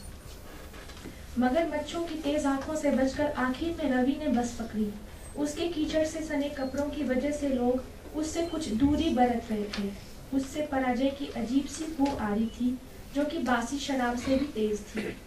बस से उतरकर वह एक लाइन में खड़ा हो गया और उस वक्त का इंतजार करने लगा जब उसे अपनी मनचाही चीज, ब्रांडी की एक बोतल मिलेगी। ऐसा होते होते 3 घंटे बीत गए। आखिर में वह इतना थक गया कि वह उसे पी न सका और बोतल को अपनी धोती में खोस लिया।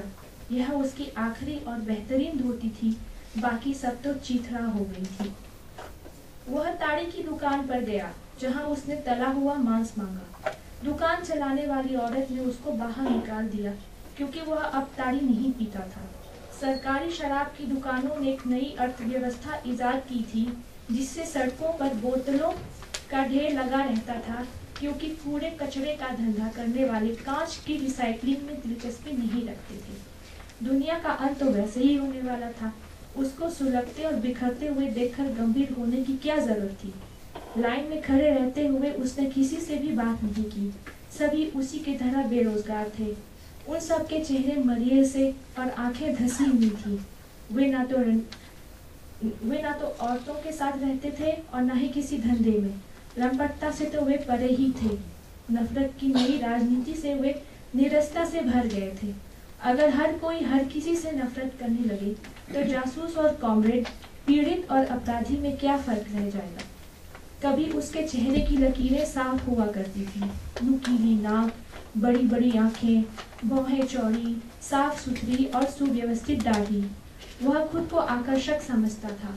फिर पीने और झगड़ने का सिलसिला रोजमर्रा का काम हो गया। उसने पुआल के ढेर के सहारे रखी बोतल से शराब पी। पुआल का ढेर उसी ने सूखी घास को निकालकर नारियल के पेड़ के इर्द गिर्द सलीके से इकट्ठा कर लगाया था। वह रोज शराब की पूरी बोतल पी जाता था, फिर भी अपने आप को शराब का आदी कभी नहीं मानता था। उसके जितने भी जानकार थे वे 3 या 4 बोतलें पी लेते थे, लेकिन वह तो छोटा मोटा शराबी था, पियकर नहीं, कतई नहीं। वह वहाँ सूखी घास के सहारे बैठा था। जब घास से उसकी पीठ में खुजली होने लगी, तब वह जिस ढलान पर बैठा था उससे मुश्किल से नीचे उतरकर घर का रास्ता ढूंढने की कोशिश करने लगा। तभी उसने अपने सामने एक आदमी को खड़ा पाया। वह आदमी निश्चित तौर पर उसका दुश्मन था।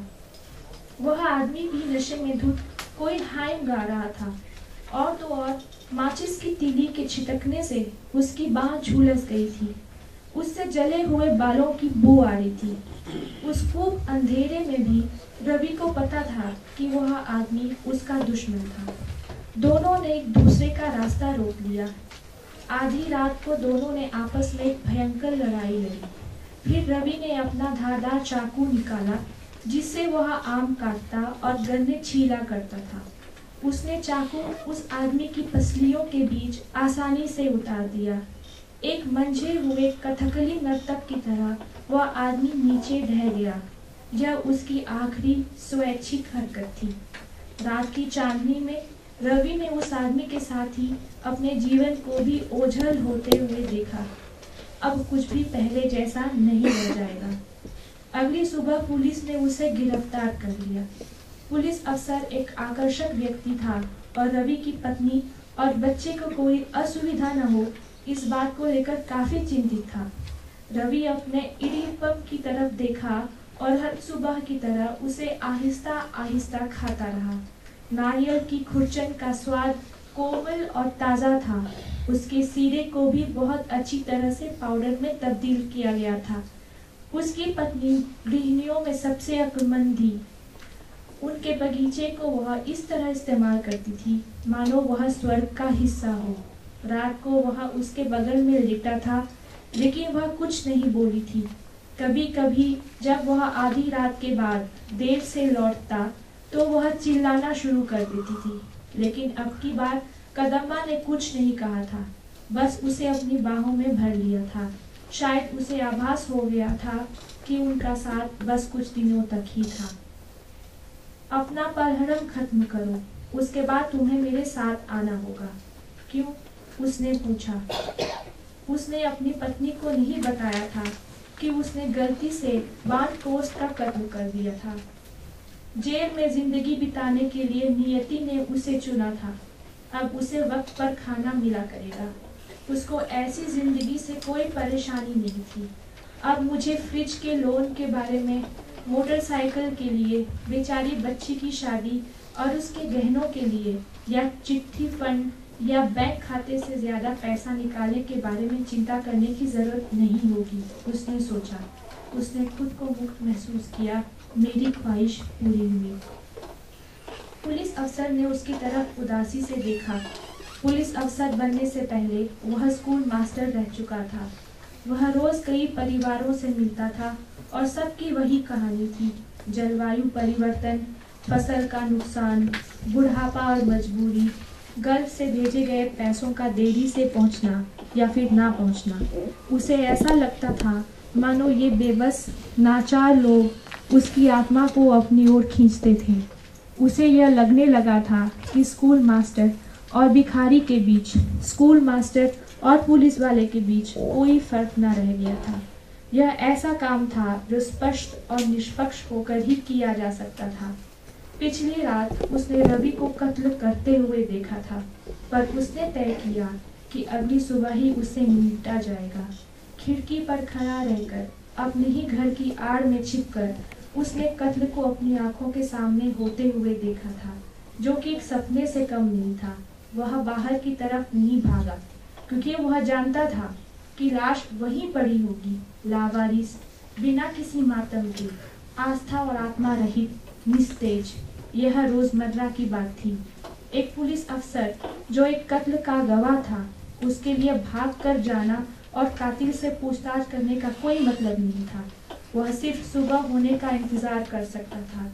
गांव में सब एक दूसरे को जानते थे। पूछताछ के वक्त रवि ने लगातार अपने ऊपर लगाए गए आरोपों से इनकार किया। उसका चेहरा फिर से खिल उठा। चेहरे पर तीखी लकीरें और गड्ढे किसी मानचित्र का आवाज दे रहे थे। कल उसने चांद को देखा था, कितना प्यारा लग रहा था, भरा पूरा, कितना सुनहरा। कहीं पर तीयम चल रहा था। वहां गया था। आग बुझ चुकी थी। हाँ, अंगारों की अनुगूंज उनके द्वारा देखी गई सुनहरी लपटों की याद दिला रही थी। खर और धान की देवी ने खुद उन्हें दर्शन दिया था। उन्होंने खुद को तीयम में समाहित कर दिया था। वह उसके सामने प्रकट हुई थी।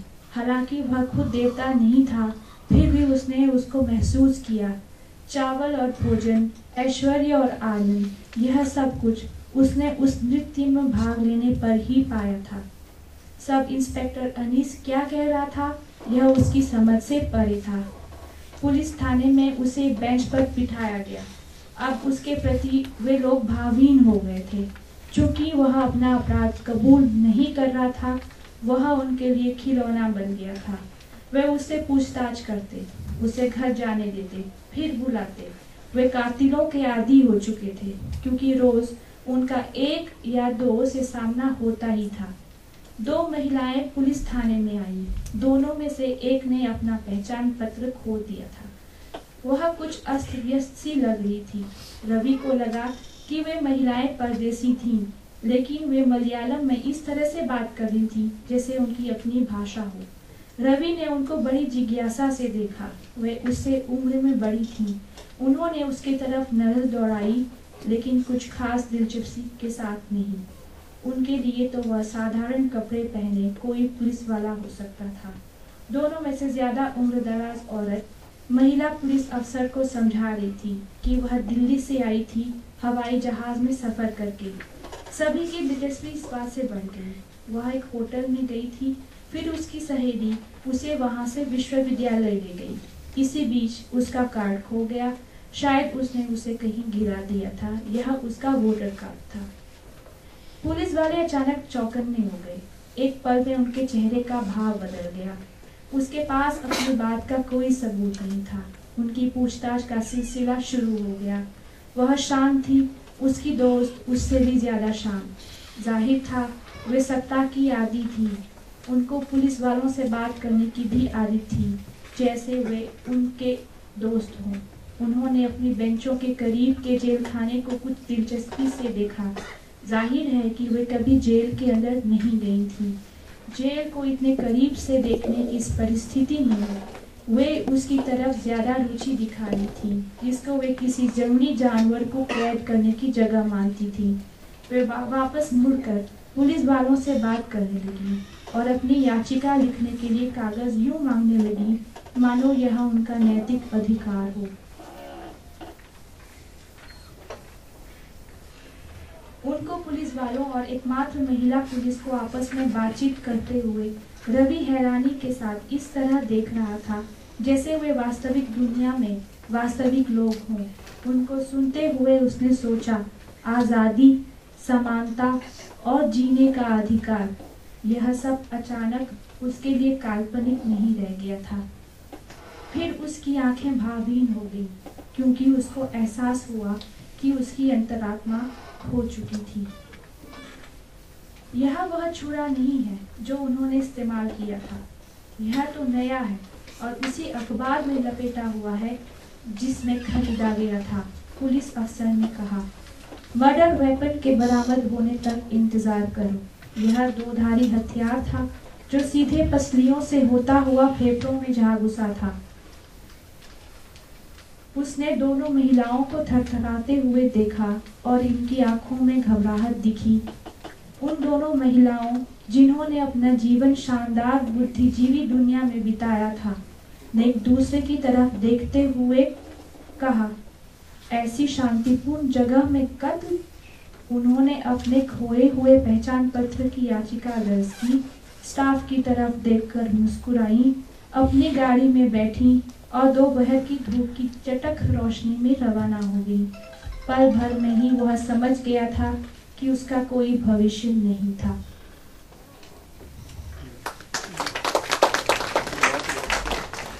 धन्यवाद रीना और सुजल विश्वनाथ जी को भी। अब हमें शराज सिंह बेचैन 2 मिनट की छोटी सी टिप्पणी करेंगे, उसके बाद फिर हम अगले कहानीकार को आमंत्रित करेंगे। शराज सिंह बेचैन जी।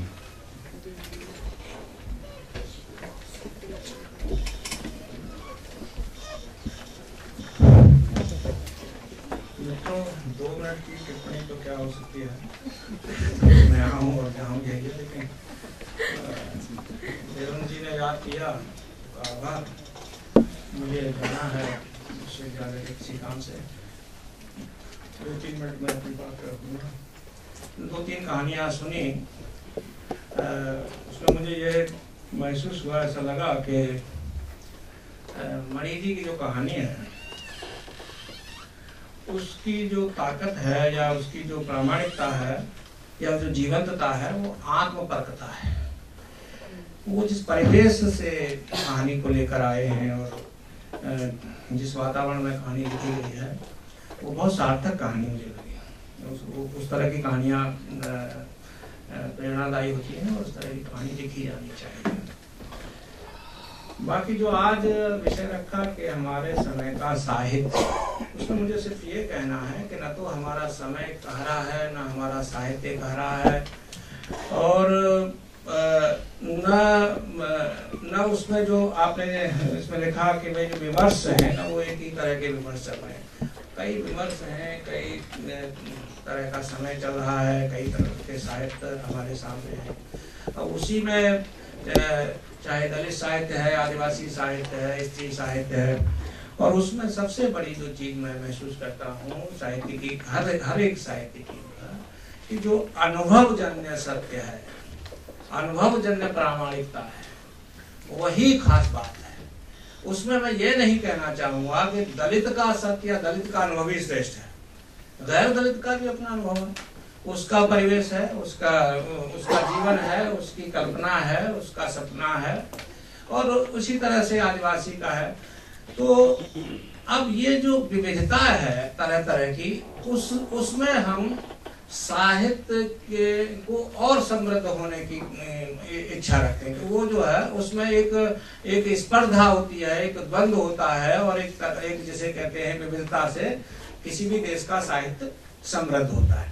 और ऐसा कोई दावा करना, अब जैसे हम एक कहानी लिख रही हैं और वो नहीं जानती कि महिला दिवस पर सिर पर ईंटें ढोने वाली भट्टे पर महिला क्या महसूस कर रही है, या उसको किस तरह से बच्चे पाल रही है, और या उसको उसके साथ रहने वाला परिवार कैसे जी रहा है, तो हम शहरों में एक अनुमान के हिसाब से उसकी बात कर सकते हैं। इसी तरह से मैं मान लीजिए आदिवासी जीवन से ज्यादा वाकिफ नहीं हूं, तो मैं उसके आसपास की बातें कर सकता हूं। और 2 चीजें होती हैं, एक है अध्ययन और एक है अनुभव।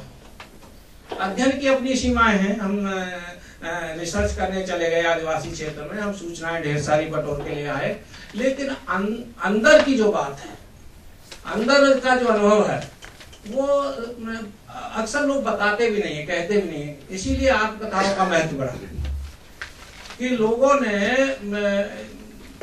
गरीबों के बारे में बहुत लिखा, आदिवासियों के बारे में बहुत लिखा, किसानों के बारे में बहुत लिखा, लेकिन जब तक उन्होंने नहीं लिखा तब तक बात प्रामाणिक रूप से सामने आई नहीं, और तब तक साहित्य में जान नहीं आई।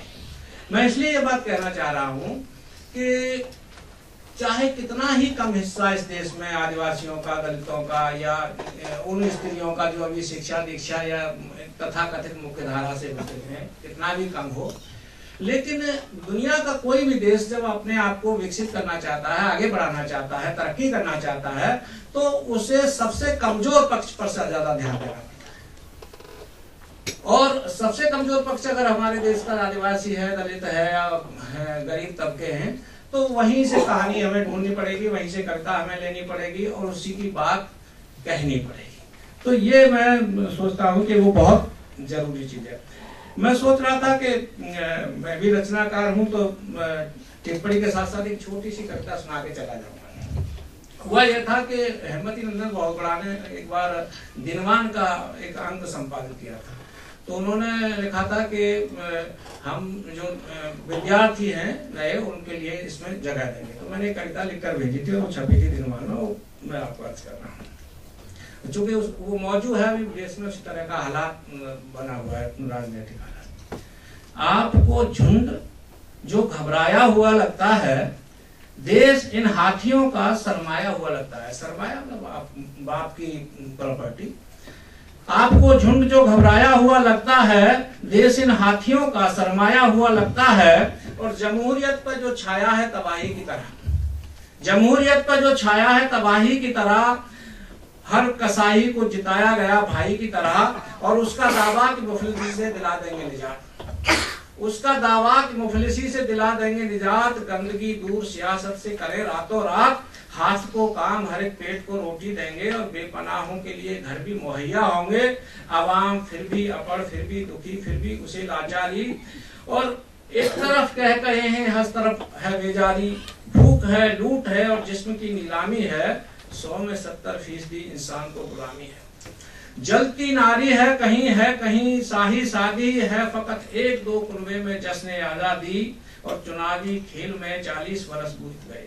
सवाल हल नहीं हुआ है एक बुनियादी, वो ये कि तंत्र बड़ा है या लोग ताकतवर, हाँ प्यालों को बदलने से मैं नहीं बदली, हाँ प्यालों को बदलने से मैं नहीं बदली, और बदले कपड़ों का असर क्या शरीर रचना पर, अब एक ही हल है फकत इनकलाब आने दो, समाजवाद से नफरत है उसे जाने दो, और हमारे खून से जलने दो कुछ नए दीपक, इस घटाटोप अंधेरे से पार पाने। तो जाति मजहब धर्म के रोड़े हैं, वरना एक दिन में एक है दुनिया, और आप चश्मे से देखते कुछ हैं, मेरे नक्शे में एक है दुनिया। मिथुनेश देसाई जी की टिप्पणी और कविता पाठ के बाद मैं अपने अगले कथाकार श्रीनाथ सिंह जी को आमंत्रित करना चाहूंगा, ये आए और अपनी कहानी का पाठ करें। श्रीनाथ सिंह जी। मित्रों, कहानियाँ मेरी आमतौर पर बड़ी होती हैं, तो जब 15 मिनट मुझे पढ़ने के लिए कहा गया तो मैंने छापी एक कहानी, तो मुझे लगता है कि 15 मिनट में कहानी, लेकिन पुरानी है, तो पता नहीं कैसी कहानी है या नहीं। ये एक शैली मैंने ली, जैसे गांव में कहानी सुनाई जाती है, एक सुनने वाला होता है जो हमेशा बीच बीच में हुंकारी भरता रहता है, सुनाने वाला, तो उस शैली में कही गई। शीर्षक है ठठेरे की मशीन। लो सुनो, आज एक नई कहानी सुनाता हूँ। कहानी है एक मशीन की। चलो सुनाओ। पुरानी बात है, एक ठठेरा था। ठठेरा क्या था? बहुत धंधी था, कभी टिक के काम किया ही नहीं। जितनी बार उसने धंधा बदला उतनी बार उसका नाम बदला। शुरू में गांव घूम के हींग बेचा करता था, उधारी। हींग लो उधारी, जेठ बैसाख की करारी। ई का बात हुई भला? अरे भाई, पहले हींग ऐसे भी बिका करती थी। उधारी हींग बेचने वाले कुआर कार्तिक में कंधे पर झोला टांगे गांव में आते और उधारी हींग दे जाते। फिर जेठ बैसाख में आके पैसा वसूल ले जाते। उधारी काहे दे जाते? अरे बुढ़वा, ये बेचने का तरीका होता है। देखते नहीं आजकल बाजार में जाओ तो उधारी देने के लिए हर बनिया तैयार खड़ा रहता है। किस्त वाली स्कीम जो चल गई है, वैसे ही हींग वाला भी करता था। आदमी का क्या है, उधार मिल जाए तो पूरा बाजार उठा लाए। कौन सा तुरंत पैसा देना है। जो उधारी हींग बेचने का फायदा ये होता, तो उधारी हींग बेचने का फायदा ये होता कि वह तो थोड़ा कीमत बढ़ा के बेचता, लेकिन लोगों को उधारी मिलता तो ज्यादा मोल भाव भी नहीं करते, जरूरत से ज्यादा खरीद लेते, पाव पाव का हींग। फिर जेठ बैसाख में जब अनाज काट मार के घर ले जाते तो वह आ जाता पैसा वसूलने। वह भी जानता था ना कि देर करेगा तो लोग सब खा चबा जाएंगे और मांगने जाओ तो ठेंगा दिखा देंगे। हाँ, आप समझ गए। फिर आगे का हुआ बताओ। तुम्हारे सबकी साथ है, यही तो दिक्कत है। पहले टोकोगे, फिर बताओ तो लगोगे आए बाएं करने। यही लिए हमको टोका टाकी बिल्कुल पसंद नहीं है। ससुर कहानी पूरी रायता बन के रह जाती है। अब भूल गया ना कि क्या कह रहा था। अरे कह रहे थे कि ठठेरा पहले हींग बेचता था। हाँ, तो वह जब वह हींग बेचता था तो उसका नाम था हींग वाला, लेकिन हींग बेचने में उसको बहुत फायदा नहीं नजर आया। साल में 1-2 महीना बेचता, फिर घर बैठ जाता, फिर 1-आध महीना वसूली करता, फिर खाली। ऐसे साल भर की रोजी रोटी चलनी मुश्किल थी, तो छोड़ दिया उसने ये धंधा। फिर मवेशी बेचने का धंधा शुरू किया। गांव-गांव घूम के उधारी मवेशी खरीदता और ले जाके सोनपुर मेला में, बक्सर मेला में, ददरी मेला में, जहाँ भी मवेशी मेला लगता बेच आता। लौट के सबका पैसा चुकता कर देता। इससे नकदी और तुरंत फायदा मिल जाता। घर की खर्चा भर भी ठीक ठाक कमाई कर लेता। दूर दूर के गांव में उसकी जान पहचान बढ़ी, तो इस धंधे में उसका नाम पड़ा दलाल, मवेशी दलाल। ये धंधा भी तो रोज का था नहीं, कभी कभार का था। फिर दूसरी बात ही कि इसमें मुनाफा की भी कोनो गारंटी नहीं थी। लग गया तो तीर नहीं तो तुक्का। कुछ साल बाद उसने ये धंधा भी छोड़ दिया। फिर स्टील के बर्तन का धंधा शुरू किया। नया नया स्टील का बर्तन चला था, पता नहीं कहाँ से ढूंढ ढांड के ये धंधा ले आया था। घूमता तो रहता ही था शहर बाजार, लग गया होगा कहीं से पता। तो जब वह स्टील लेके गांव में आया और करने लगा उसका बखान, तो गांव वाले बड़े खुश। पहले तो लोग माटी के बर्तन में खाते बनाते थे, फिर बाद में कांसा और फूल का बर्तन शुरू हुआ। लेकिन वह एक तो भारी बहुत होता था और महंगा भी, वजन के हिसाब से बिकता था। तो वह बर्तन तो खरीदना गरीब गुरबा आदमी के बस की बाहर की बात थी। जिनके पास पैसा था वही खरीद पाते थे। तो जब स्टील का बर्तन आया तो देखने में बहुत सुंदर, एकदम चमाचम, धोने मांजने झाड़ने उठाने में बहुत हल्का, सालों साल चलने की गारंटी, न टूटने का डर, न पिचकने का खतरा। दाम भी ज़्यादा नहीं, जितने पैसे की एक थाली आती थी उतने में स्टील की 5। तो भैया जो अब तक माटी और अलमुनिया में खाते बनाते थे वह स्टील खरीदने लगे। जिनके पास फूल के बर्तन थे वो भी उन्हें बदल के स्टील का खरीदने लगे। जिनके पास पैसा कम था उसके लिए हींग वाली स्कीम लगा दी, बस बिकने लगा दबा दो उसका बर्तन। इस तरह से इस धंधे में उसका नाम पड़ा ठठेरा। ठठेरा पहला आदमी था इस जवार में स्टील का बर्तन ले आने वाला। अब भैया ठठेरा इतना मशहूर हुआ कि लोग उसके बर्तन खरीदने के लिए भीड़ लगाए रहे। लेकिन ठठेरा एक और भीड़ जवार भर की, सबके पास तक पहुंचना मुश्किल। तो ठठेरे ने एक उपाय निकाला। पहले तो वह बोरे में बर्तन भर के पीठ पर लाद के गांव-गांव घूमता था। अब उसने एक घोड़ी खरीद ली। अब घोड़ी की पीठ पर ढेर सारा बर्तन लाद के घूमने लगा। उसका एक 5-6 साल का बेटा था, उसे भी साथ ले जाने लगा मदद के लिए। फिर जब इससे भी काम नहीं बना तो उसने अलग अलग गांव के लिए अलग अलग दिन धर दिया। एक दिन एक गांव में तो दूसरे दिन दूसरे गांव में बैठने लगा। जिसको बर्तन खरीदना होता वह उसके पास जाके बर्तन खरीदता। अब घूम घूम के बेचने से उसकी छुट्टी। दुकानदारी में तो ये होता है, एक बार जब काम चल गया तो बस मजे ही मजे। तो भैया इस तरह से ठठेरे ने खूब पैसा अशोहरत कमाई बर्तन बेच। उसकी कमाई देख के बहुत सारे लोग ठठेरा बन गए, लगे बर्तन बेचने, तरह तरह की स्कीम निकालने। हमारे देश में तो ये है ना कि एक आदमी कोनो काम करके कामयाब हुआ नहीं कि मधुमक्खी की छत्ता की तरह लपट जाते हैं सारे। तो फिर क्या हुआ? हाँ, तो हुआ ये कि ये सब देख के ठठेरे का मन इस धंधे से भी गया हुआ, लगा सोचने दूसरे धंधे के बारे में। तो ऐसे में पता नहीं कहाँ से ठठेरे के हाथ लग गई एक मशीन। बस उठा लाया, बैठा दिया घर में। वह मशीन भी ससुरी गजब की चीज थी, जो काम को खट से कर देती। 100 आदमी का काम अकेले। अगर कुछ समझ में ना आए तो बता भी देती, कुछ गलती करो तो टोक भी देती। अब कुछ ज्यादा ही हाँक रहे हो, ऐसी कौन सी मशीन थी ससुरी आदमी का दिमाग लगा। अरे कौन नई बात है, राम जी का पुष्पक विमान के बारे में नहीं सुने हो, जहाँ बोलो पहुँचा देता था। मशीन तो उसके आगे कुछ नहीं। अरे भैया वो तो भगवान थे, जो चाहते हो जाता। ससुर घास का तिनका को इशारा करते टूट जाता। वह तो पुष्पक विमान था। तुम हो कुआं का मेढक, दुनिया के बारे में कुछ पता नहीं और ज्ञान बघारने बैठोगे तो ब्रह्मा के नाती। अब सोचो, पहले लोग दोम ढेकू से खेत सींचते थे, पूरा घर मिल के दिन भर चलाए तो ससुरा लट्ठा भर खेत सिंचाता था। अब देखो सब जगह ट्यूबवेल आ गया, घंटा भर में बीघा का बीघा खेत पटा देता है। महीना भर का काम एक दिन में खत्म। शहर में जाके देखो, सुना है अब ऐसी कंट्यूपर मशीन आई है जो आदमी के दिमाग से भी तेज काम करती है। जो कहो करती है। दुनिया का कोनो ऐसा काम नहीं जो ना करे। आदमी को समझाती सिखाती भी है, गलती करो तो थप्पड़ भी लगाती है। कोतवाल सिपाही की कोनो जरूरतें नहीं, बदमाशन के पकड़ के खट पटक देती है। तो ठठेरे की मशीन कोनो अजूबा थोड़े ना, वह भी ऐसी ही रही होगी। लेकिन तुम्हारे जैसे बुड़वक लोगों की दुनिया में कमी थोड़े ना है। उजरा गांव में ऊँट आया तो लोग बोले बलबल है। अच्छा ठीक है, फिर क्या हुआ? हुआ क्या? तुम्हारे जैसे लोग लगे मशीन देखने के लिए भीड़ लगाने, लेकिन ठठेरा देखने दे तब न देखें। मशीन तो एक घर में बंद थी, किसी को देखने की इजाजत नहीं। तो इस तरह से ठठेरे की मशीन लोगों के लिए अजूबा बन गई।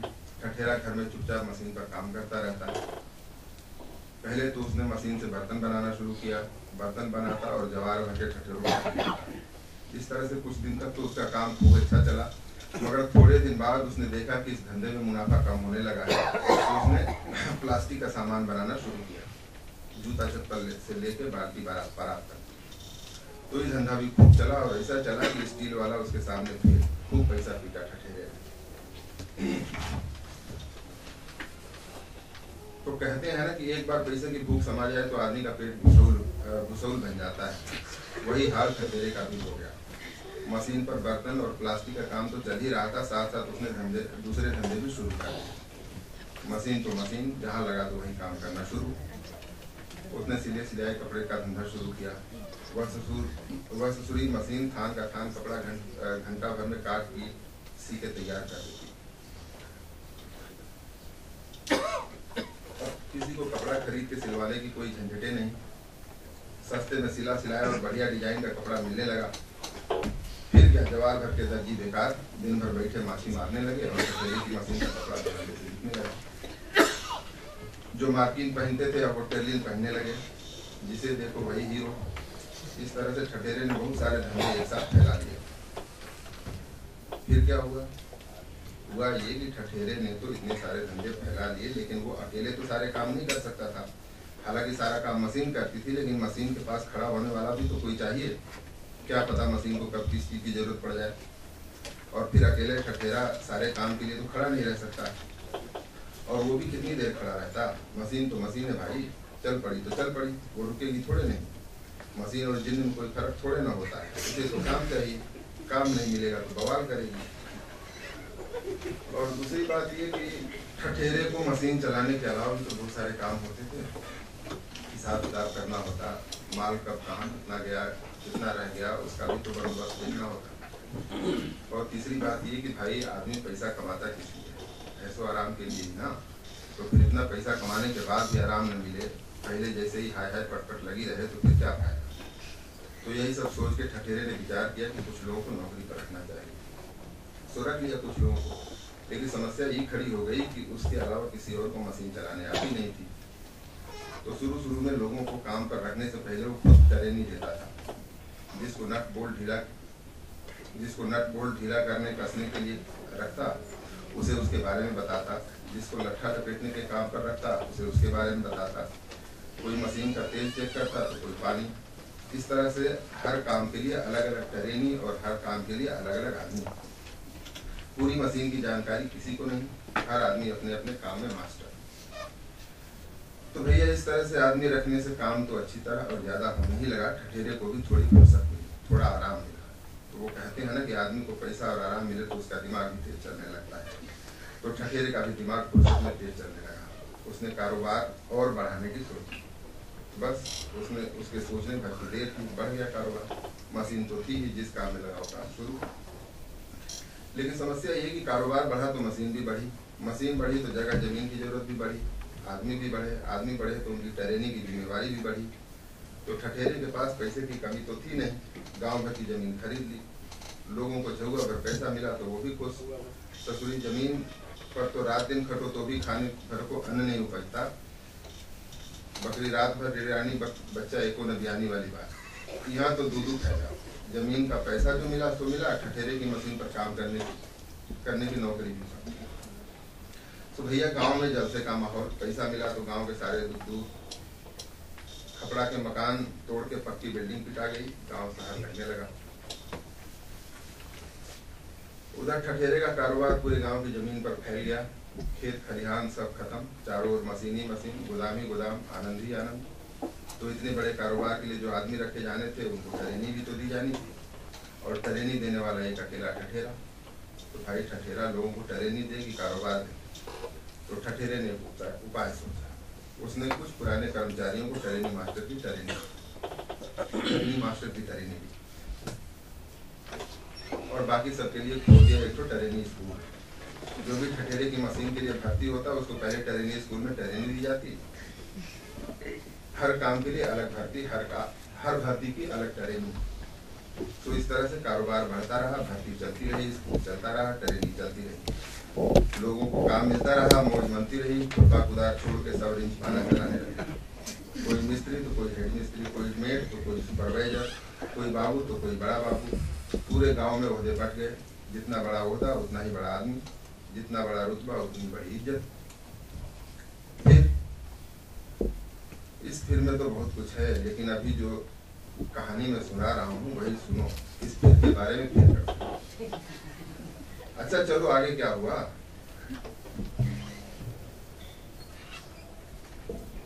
हुआ ये कि ट्रेनिंग स्कूल तो खुल गया, बंद तो होगा नहीं, लेकिन भाई ट्रेनिंग तो उसी को न देंगे जो भर्ती होगा।